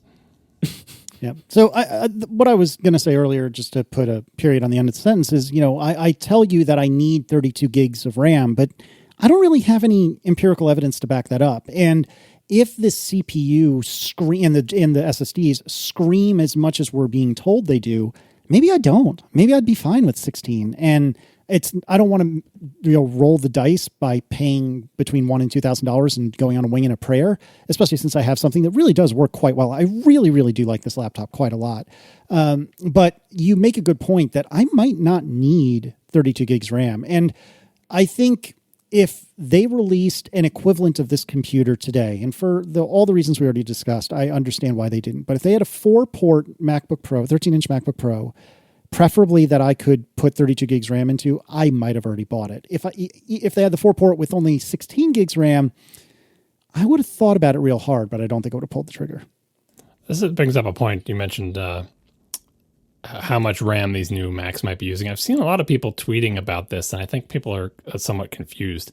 They're like, well, iOS devices don't have a lot of RAM, so if these new ARM Macs quote unquote use RAM like an iOS device, maybe a 16 gig Mac will be the same as a 32 Intel Mac. And I'm here to tell you, don't get your hopes up, because the things like the way iOS devices use RAM has to do with the operating system and the app runtime environment. It's less to do with the architecture of the CPU. These Macs still run macOS. macOS manages memory the same way it always has. macOS has made tons of advancements to try to be more like iOS with sudden termination and automatic termination and all sorts of other things that try to make it more iOS-like, but it's not iOS-like. And being 64-bit only helps too, because you don't have to have copies of the 32-bit libraries, but you get that same benefit on Intel Macs now with the operating systems that don't support 32-bit. So do not expect these ARM Macs to be massively different in terms of memory usage. If you're running the same apps and doing the same stuff, the memory usage is going to be similar to what it was on Intel Macs running the same operating system. 64-bit compared to 64-bit, like if you cut out the 32-bit libraries. That said, there is a possibility that, mentioned like, what if I go into swap? Are these SSDs faster than the SSDs in the Intel Macs. Maybe. I mean, these are newer Macs. The SSDs could be faster. They said during the MacBook Air segment up to twice as fast SSDs, but that's because the previous MacBook Air had actually very slow SSDs. Like they actually updated it at one point and made them slower. So, and they didn't say anything about the SSDs on the Mac Mini or the 13-inch Pro. So I'm guessing we're looking at roughly the same SSDs. So if you have one of those MacBook Airs with the slower SSD, this new MacBook Air may swap faster. But honestly, you really just want to stay at a swap, period.